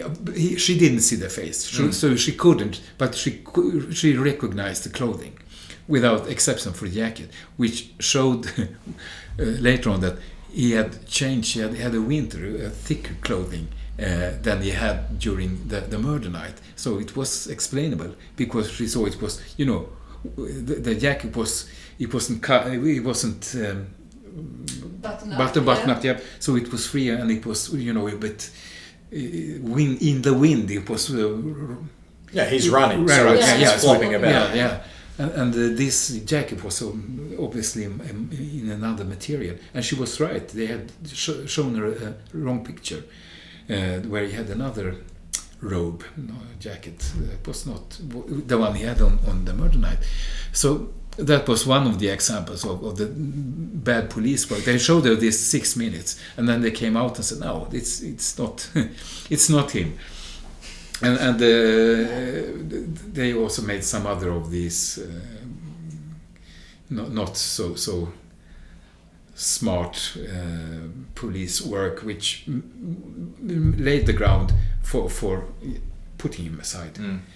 And when Thomas Pettersson made this point at the press conference, that was a bit that's not really how they like to do. When you put the police department in such a bad position as they did, that you don't see that very often. But he was so upset over it himself that they wasted away this person, lay him aside, and there was no ground for it. This bad police work irritated him a lot, and me too, of course. Yeah. So, correct me where I'm wrong here, but is it the case that because of the investigative journalism that you conducted, it was off the back of your work that ultimately had resulted in the case being closed and the prime suspect remaining Stig Engström? Yeah, in some way perhaps. I would say like this. The story goes now. I can see it when I read other journalists writing about it, how I influenced the investigation. But I think it's rather an easy one, because since it has gone so long time, if you go into it and if you look into it, of course you see these wrongdoings when they take him away. That's obvious. Everyone, you would see it too. It's not easy. It's not hard to see.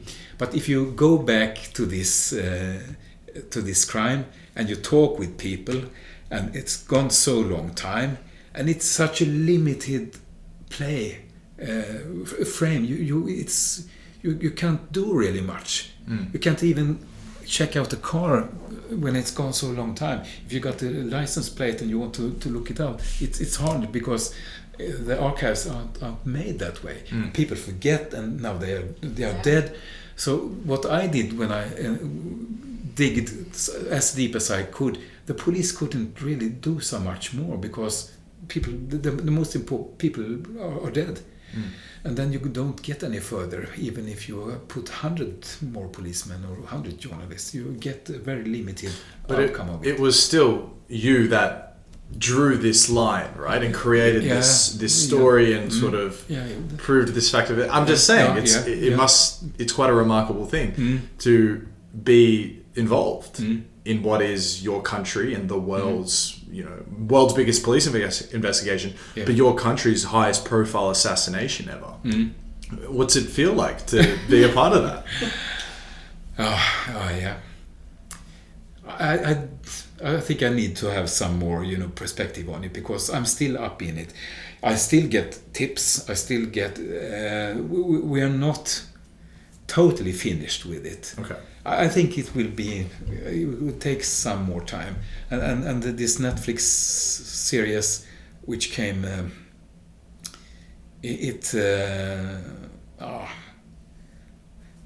I as a journalist, you think of it as a job. It's not been my hobby or something. I think it was a thing to do, and I've done it. I've written as much as I could. I tried to dig into it as much as I had, and I got the opportunity to tell my story, because a long time I didn't know, will I be able to tell my story, because I had a hard editor in Mattias Göransson at the magazine of Filter, and later on in the book. And when we could publish it, and he said, okay, now we've got enough much of a story, and we can make the case. And you can tell it, and the police takes it up and comes to the same conclusions mostly.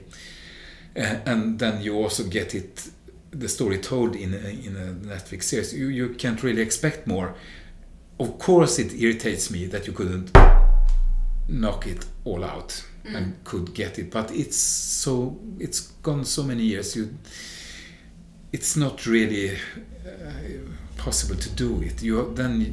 People have to tell the truth, tell the story.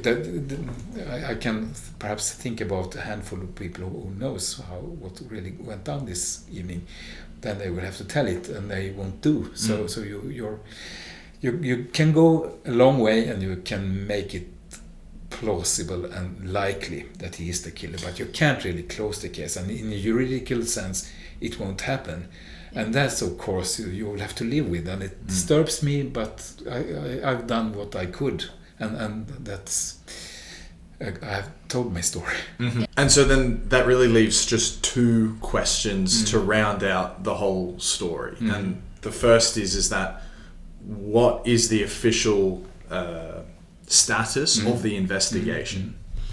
The official status of the investigation is that the case. The preliminary investigation against Stig Engström is closed, and also he was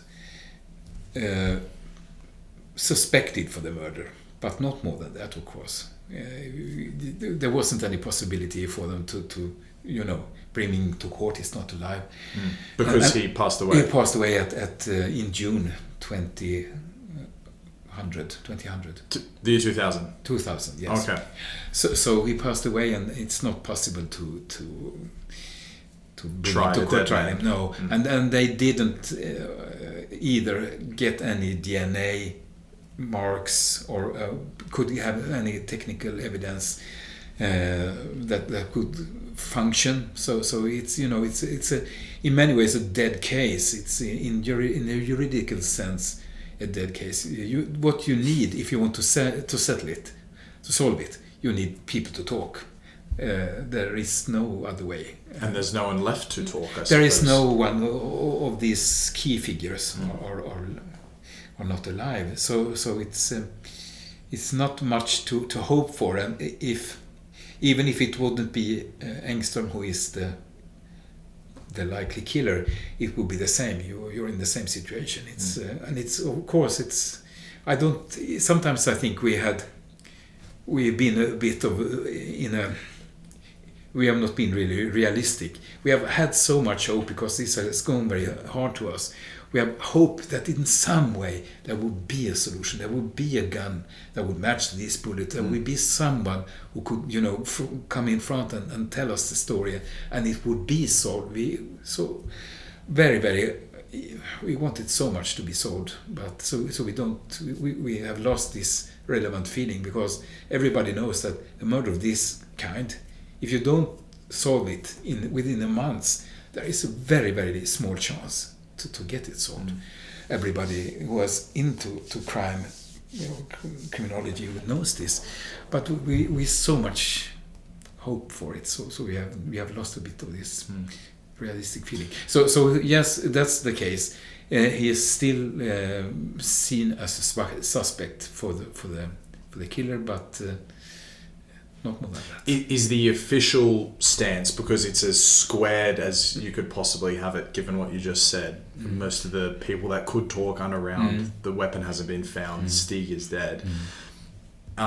Is the official status of the Olaf Palma assassination that the case is closed with the primary suspect, Stig Engström, being deceased? You could say that, which of course doesn't mean that the discussions and the debate and the interest is high on the case, of course, and there isn't everybody doesn't agree with me, of course. There are still so there are detractors. yeah, and they won't, of course, and they will continue to investigate. Yeah, of course. So for me, it's like this. You have to decide yourself when you're done with the Olof Palme murder case, because you won't with 99.9 grade of certainty you won't get the juridical ending of it. You will have to decide yourself when you're finished. So that brings us to, I think, was the conclusion. Without 100% certainty, we can never know for sure. But according to you, what was the series of events that took place on the 28th of February, 1986? We don't know where he got his gun from. That, of course, due to history, it's very hard. But according to me, he is out during this Friday. We know he leaves Skandia. He's working late, in his own words, because he has some work he has to finish, so he works late this Friday. He goes out for a meal at some time at 8 during this Friday, and he comes back to Skandia some minutes after 9. And in my opinion, and what I see in front of me, is that he is out on Sveavägen and he passes the cinema at about 9 o'clock, when the couple of Palme are standing outside waiting for the movie to begin, because they came 15 minutes too early, and they were exposed to people. So I think he gets a glimpse of them, and he comes back to Skandia. We know this, that he comes back at some minutes after 9 and says, I'm going to finish work. Then he knows, he knows that he has some hours to prepare. And then he, if he has got a gun at his work, we don't know, or if he fetches one in some way, we don't know. But I think that he leaves the building from the backside, as in the Netflix series, because there are a couple of opportunities he has to move, not going out from the entrance, but going the back door, and one back door is noticed to be open. But there were also other opportunities for him to go back. And he goes to the cinema, and he hangs around for about perhaps some 10 minutes or something, and he is observed by witnesses at this cinema. and also Morten Palme, the son of Olof, sees a person which he later says, okay, when I see Stig Engström, I see he matches the guy I saw. And he is also recognized by another witness in the cinema who is looking at a person who stares in with, a bit anxious eyes. And she hadn't been shown or confronted with a photo of Stig Engström. She saw him for the first time in 2020, and she was so upset. She wasn't living in Sweden; she was living in Finland, and she phoned. She had to tell the Finnish television that, wow, this is the guy I saw. It was so strong to me. Of course, it's many years after, but I think he was in front of the cinema, seeing the couple, Palme and the son and his fiancée standing talking, and I think he has the gun. And perhaps he plans to take action. In some way, he faced the courage. He doesn't do it. In the Netflix series, there is another explanation I won't spoil. But he goes back to Skandia, and he has the exact timing. If you time the minutes it takes for him to walk from the cinema back to his working place, Skandia, and draw his card and clock out, he's exactly on time to clock out. And then he goes north on Sveavägen, and he meets Olof and Lisbeth as they were walking walking towards home. And this is the crucial moment when he decides to take action. So he follows them in their tracks, and when he comes to this crossing to Tunnelgatan, he draws the gun and fires these 2 shots, and then runs away and gets back to Skandia after about 20 minutes. And he comes back and he's totally, he's in a state of shock, and he's not really able to put a full sentence together. So he's in a state of shock, and he says, they say it's Olaf Palme who has been shot outside here. And so he stands in the reception talks to these guards, and he says that he saw Lisbeth Palme. He says nothing about that he talked to her or something like that. This comes afterwards. In my opinion, his conversation to Lisbeth Palme, he says he has spoken to her 3 times. It has never happened, but it is necessary for him because she could recognize him, and he needs to have this visual contact with her. And that's but in this first when he comes back to Skandia and talks to the guards, he says nothing about talking to her. And this, in these details, if you go close into it, you will see that there is a reason, and he's covering up in his story later on. But this is, I think, what happens. He comes back to Skandia after 20 minutes. He is a bit of a shock. What the hell have I done? I don't think he really realizes it himself. Because he has also, I must emphasize this, he has been drinking during the evening. And the guards noticed this when he was coming back after taking his speed on town, that he was smelling booze. And this was quite normal for him. When if he worked overtime, he could take a glass of whiskey, or 2 or 3 even. But he could bear the drinking very good, so he never really acting drunk. But this, you must have this in mind when you judge about his doings, that he had been drinking. So I think he's in a state of shock of what he has done, and then he goes back home in a cab or by bus. We don't know, but that is what happened. And then the day after he has to, take the consequences, and then the only way, because he of course he thinks that he has been, it is in the full sight, and he has no clue really how much Lisbeth Palme saw or what the witnesses saw. So if he does just sit and wait, and he knows he has been clocked, and he knows he has been talking to the guards, so what option does he have? He has to be proactive. He has to put out his story. And as the likely murderer, he succeeds in this. He was quite effective at covering his tracks. Yeah. So he does the right thing, and when looking off in hindsight, as you say. Hindsight, yeah. Sorry. Yeah, it's my English.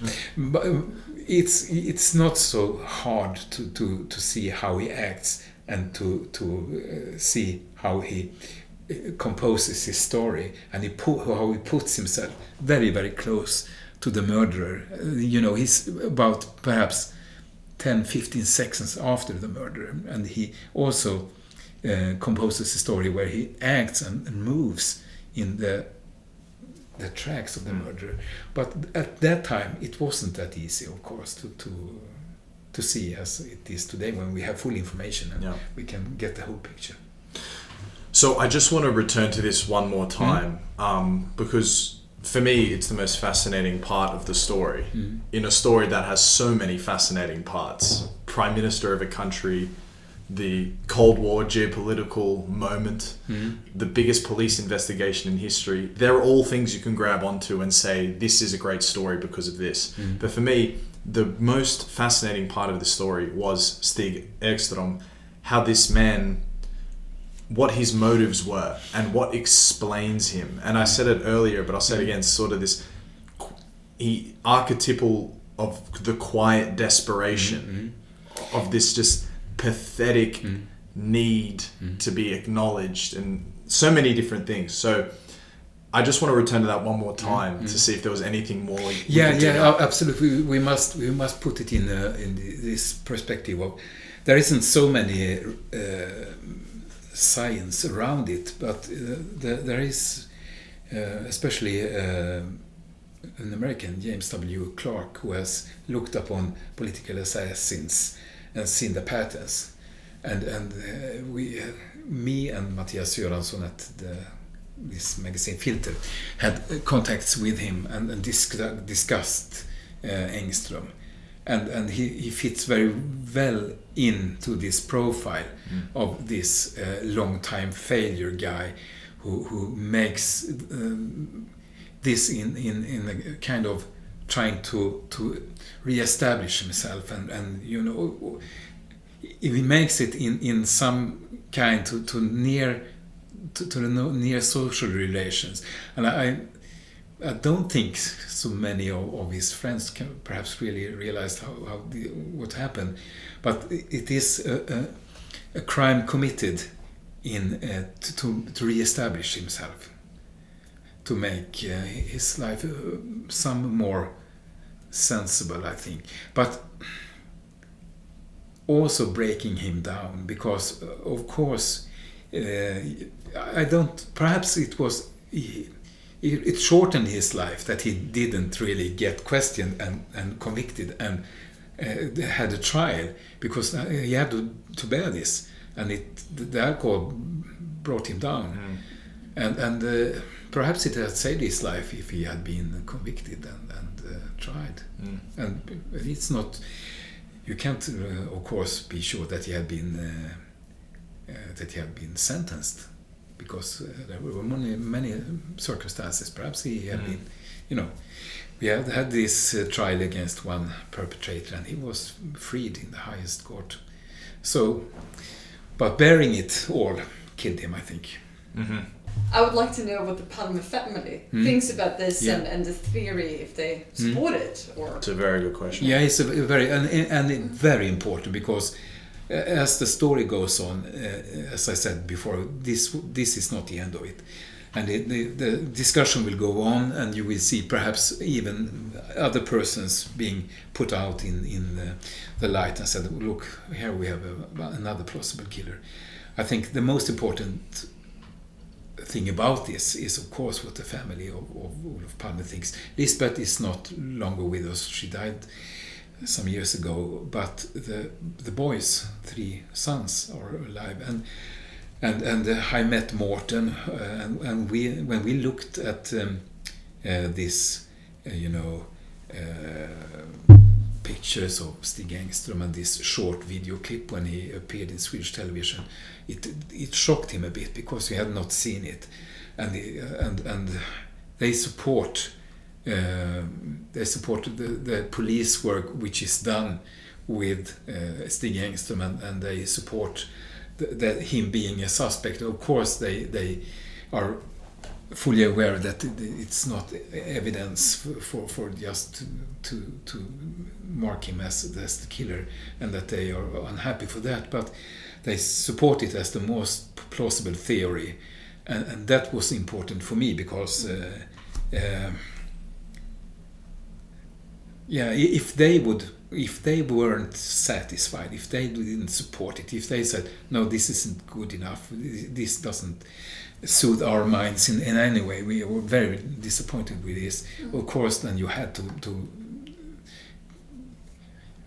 continue the investigation. It would dampen it. It would. So it's very important, and also for me as a spokesman for Engström as the perpetrator and the likely killer. If they didn't support it, it would. I would be very unhappy with it. Really. Of course. Do you think that their private held beliefs is that Stig was the murderer? I think they are very reasonable persons, so they of course see that it's not fully. You don't really get fully convinced, of course. And of course, the mother, Lisbeth, she pointed out another perpetrator. And she was, before she died, unfortunately, she didn't, they didn't meet, she and the chief prosecutor, Thomas Pettersson. She was prepared to meet him and talk about Stig Engström, but she died and really didn't have the chance to talk about it. But all the time she was convinced that the murderer was this Thomas Pettersson, which she identified in a very unlikely confrontation. Which, I don't line up. Yeah. But that's a long story. But I don't think she would have changed her mind. But she was anyway ready to talk about it, and only that was a step forward because she had been so very strict upon that. She made the right identification. Yeah, of course. A very traumatic experience for her. She almost died herself. Yeah, and took it very, very bad that she was not. That they didn't take her witness and the confrontation. I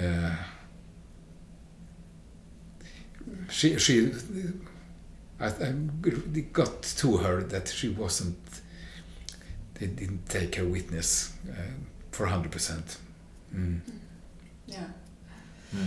And then, so that's what the Palme family thinks, and then we sort of hinted at Stig Engström's wife, who thinks he's too much of a coward. But there's another character in the Netflix documentary, and she seems quite instrumental to your work as well, and that's the daughter of Stig Engström's friend, who also figures as a child in like the background and the build-up, and he calls her. They have some sort of relationship, her and Stig Engström. So I don't know her name. But what does she believe in? Is she somebody that has been instrumental? She is convinced, of course, that her father has nothing to do with it, and that the weapon has no history being in his hands or something like that. And I don't think she believes that Stig Engström is the killer either. So, and also this was important. The gun, which we haven't talked about it, but I found this weapons collector, and he had a gun who matched the bullets. In that sense, it's the right gun, but you couldn't tie the bullets to the weapon. It became a zero in this scale, where the zero is, you can't say neither way. You can't say that it isn't this gun who belongs to the bullet found on the crime scene, and you can't say the other thing either. And that's about the best you have got from the gun who has the guns. There's hundreds of guns who have been tried and shot. So, but you can't get any better than that, and then it doesn't prove anything. So it could be the gun, the right gun. It could also be the wrong gun. You can't say. So I said that Stig was the most fascinating part of the story for me. I wonder for you, having sat with this for so many years, just covered it back to front, what is the most fascinating insight from the story that you've had?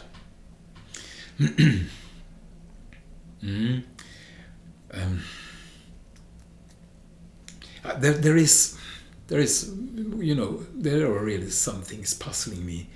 And that's persons, I can't really go into that, but there are persons in his, who is near to him, which I really are puzzled about what role they have in this. And I suppose you won't get to know that, but which, as I say, the least thing you can say is that he did it alone, because that's what everything points at, but you can't be sure of that. And that's what's puzzling me, that you can't be sure that he did it alone, that perhaps there is some person not so far away from him who plays a role in this, and this is puzzling me, and this person I can't figure out. But doesn't that contradict the lone gunman theory? If all of the political assassinations and the profile that they made of him is, it has to be the lone gunman, because that... not in that sense, because I'm convinced that he did it, that it's its own initiative. But there could have been persons playing a role in another sense. But it is his own initiative, and he does it on his own. And he bears the full responsibility for it, but there are still question marks around at least some person. Yes. What about you? What's your favorite sort of insight or character from the story? I think that the insight for me, it's really just the police work around it. I think it's something like growing up. Obviously, I was born after the murder, and it's something that you grew up with, and it was just like a very perpetual thing. Like I didn't know at all what happened at the time, but it was always. It's always been very present, I still think, like growing on. And I've always been very interested in crimes and all those sort of things. So of course it's always been this like really big question mark. I feel very satisfied personally with Skandiamannen being the culprit. So but I think for me the interesting part is just the police work and everything. So everything that went into it, this huge investigation, how it sort of got bottled up, and the political conflicts and everything. It's a very complex answer, but I do have a little bit of a question you sort of hinted at. But so what is it that really still keeps you up? Like how he got the gun? Like what are the questions you would love to get an answer to? Of course. How we got the gun. There, we have had lots of theories during the years. One, I can just give you one because it's how you reason about it, how he did get the gun. Well, in the beginning, I was rather convinced that he was really into some group, because that was how I started it, and then I scaled it down, and I realized that it didn't really match with how the murder was committed. But also this, he had this repro camera, and I thought, was it just a coincidence? Did he take photos of these weapons? Because it's very good if you want to sell, you want to put it in a catalog. He had this friend with his guns. Did he photo revolvers for him as a favor, because he did lots of that stuff. So it was rather a coincidence that he had a gun this evening, and we know that he was using this camera during this night. Was it a coincidence like that? You know, when you reason about it, you bend it and you think of all the possibilities. Or did he have a gun in his possession since a long time? He was in India. His father was in India. In that time, it was not. You could have good use of a revolver in India. Could he have had it from you know? At that time, license was nothing. You didn't really license guns in the 30s and 40s. So was it an old weapon in his family? Was it that way? You know, you can reason about it. This weapon dealer had a weapon who matched in what type it was, but you couldn't tie it to the bullets. And as they say today at the National Forensic Center in Sweden, is that there are so few tracks on the bullets, you can't match it to a gun. It's impossible. And then it's all out of the way. You can't really tie a weapon to the bullets. Then the technical evidence is gone. Then you have nothing. Then you have only these very rather weak witnesses. And then you have nothing really, and that's got so long time. Then you have to have somebody who tells the story and really does it in a way that sweeps away all the question marks. The last pieces of the puzzle. Yeah. So I think it's no use with the investigation, because they can't do anything investigative work any longer with making sense. I have one more broad question, though I'm not sure how good it is, so it can always be scrapped. But I couldn't help but draw comparisons between other famous political assassinations elsewhere in the world and how it goes on to affect the culture. If you look at the JFK in America, it but certainly was a good fuel to the fire of conspiratorial thinking. So using that as maybe not the best example, but an example, how has this assassination of Olaf Palma and the way that it's unfolded since, you think, affected Swedish culture more broadly? You are at it. Mistrust against authorities, and in some ways in a right way, because it was ill-handled really. And this is an ongoing story of mistrust about how we handle things in the official part of Swedish society, which I don't really think perhaps today it doesn't really hit the target, because it's gone so long. You can't expect any one works from the authorities when I think it's not really relevant to expect that. But that's one thing that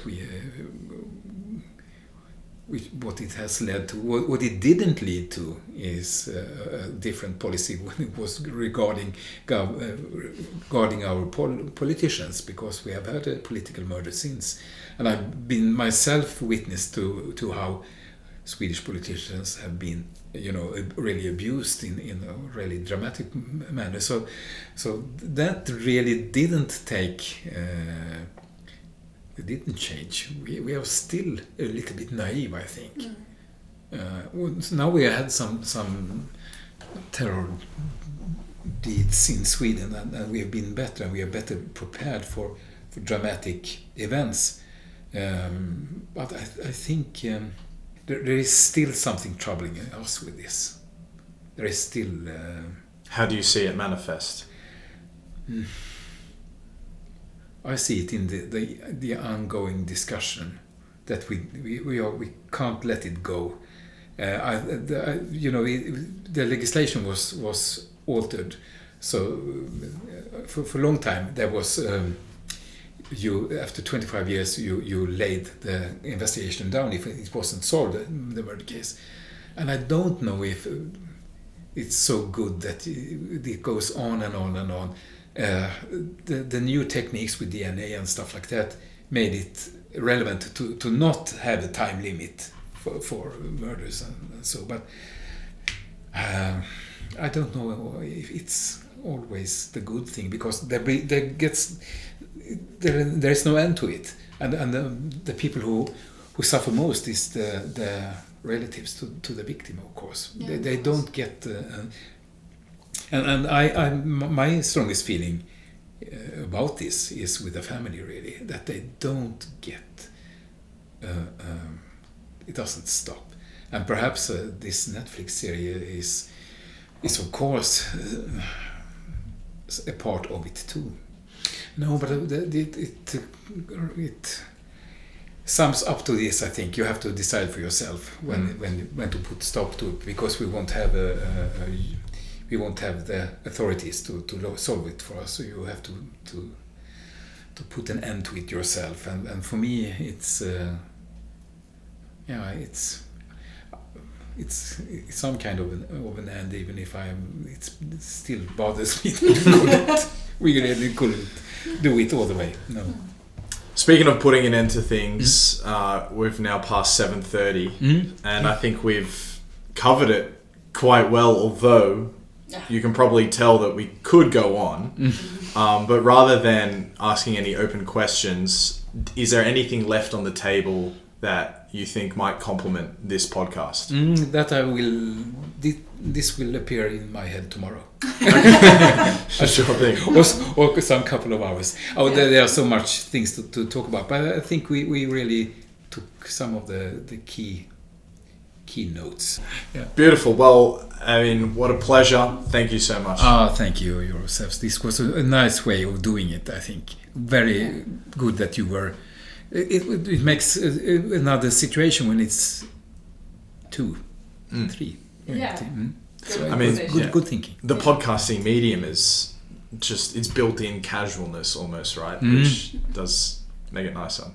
So thank you again, Mr. Pettersson. That was really, really fun to do. So he had booked a conference room in Hotel Eggers. Thomas Pettersson is a native. He's a resident of Gothenburg, and yeah, he booked this room for us, and it was quite special to hear him speak about his hometown and Sweden and the significance of the hotel that we might have been in. It added such a magnificent flavor to doing the podcast, and I've probably only done 5 or 6 of them in total in person so far, but I will say it is much nicer to do it in person. I'm not sure if it's any better, because when you're speaking through the internet, you can still refer to your notes and you're still rather intimate with a person if you're both in a closed off room, but there is an added sort of I think there's an added emotional element when you get to actually shake the person's hand, sit across from them. They can hear your laughter. They can maybe see where you're getting bored or maybe not getting bored. Those things really matter. Obviously, this is self-evident, the dynamics of conversation and interpersonal. But he was such a lovely guy. That was the impression I got. This is a really, really lovely man, and he also is doing something so fascinating as well. You could make the argument that he has solved one of Sweden's most culturally spoken about issues. Who assassinated Olaf Palma? Because for the longest time they really didn't know. But as I'm sure you've heard and hopefully agree with us now, it was actually Stig Engström and the Skandiamannen who was in fact the most bizarre assassin potentially ever. And you would have heard a softening female voice to complement both mine and Thomas's in that podcast. That was the voice of Emma Sophia Hallen, who is my girlfriend, and joined me down on the trip to Gothenburg. And as I was strolling around Gothenburg the day of the podcast, I thought it actually might be a really good element to add Emma in as an extra Swedish voice. Maybe it makes Thomas feel a little bit more comfortable, although I'm sure that wouldn't have been an issue anyway, but since they were talking about an intensely Swedish cultural moment, to be able to reflect and at least find a point of agreement in the room from a fellow Swede, I think, and hopefully you agree with me, added an extra variable, an extra element, an added element, most crucially, in this particular podcast. So if this is the first time you've listened to this podcast, this is the first episode you've come through, I will read shortly. Well, not read. I mean, it's fucking at the base of my skull now. I remember it. But I'll explain my ambition for the podcast. But first, I just would like to welcome you and say, yeah, cheers. Thanks so much for listening. I hope you spread the good word and share this with a friend. And I hope you enjoyed it as well. And I hope the audio quality didn't turn you off too much. Sweden has an exceptionally high standard for audio quality. Anyone who's listened to SR Swedish radio knows exactly what I'm talking about. They're the most produced shows on the planet. They're better produced than Wondery and these companies that, you know, are committed to audio production. Myself, I walk around with a laptop and a microphone, so the audio quality is significantly less. However, that's fine. In time, with more downloads and the more of you share the love and spread it with your friends, the more money I'll be able to justify spending on equipment. Although I'm going to Australia in a few months, I'm going to interview Dick Smith, Equity Mates, and Paul Cleary, some big names in Australia, and I'm going to get audio equipment so it actually makes sense there. But my ambition for the podcast, what is it? It is to corner the podcast market for eclectic curiosities in whatever country it is that you're listening in from. So eclectic curiosities should be evident and clear too. Last episode was geothermal. This one's Olaf Palma. The next one is either going to be Christopher Turner, this CIA agent, or it's going to be Christopher Hitchens, or it could potentially be the third episode on Nietzsche with Stephen Hicks.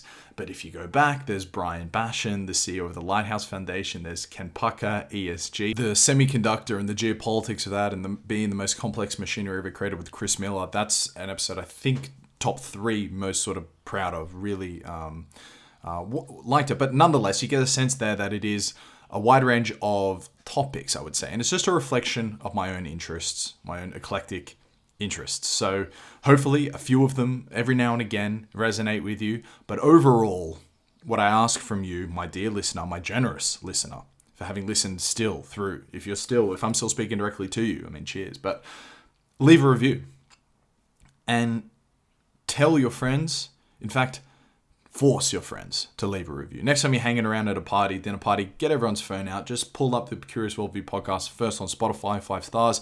Apple Podcasts, that's 5 stars plus a comment.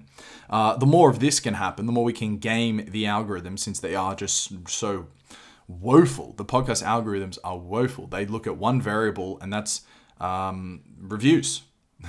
How else does a show get some sort of discoverability? At least on YouTube, you have some algorithm that forces a homepage for you. On podcasts, you got absolutely nothing. It's word of mouth or nothing, or maybe like a guest or nothing. So anyway, I just want to make that appeal.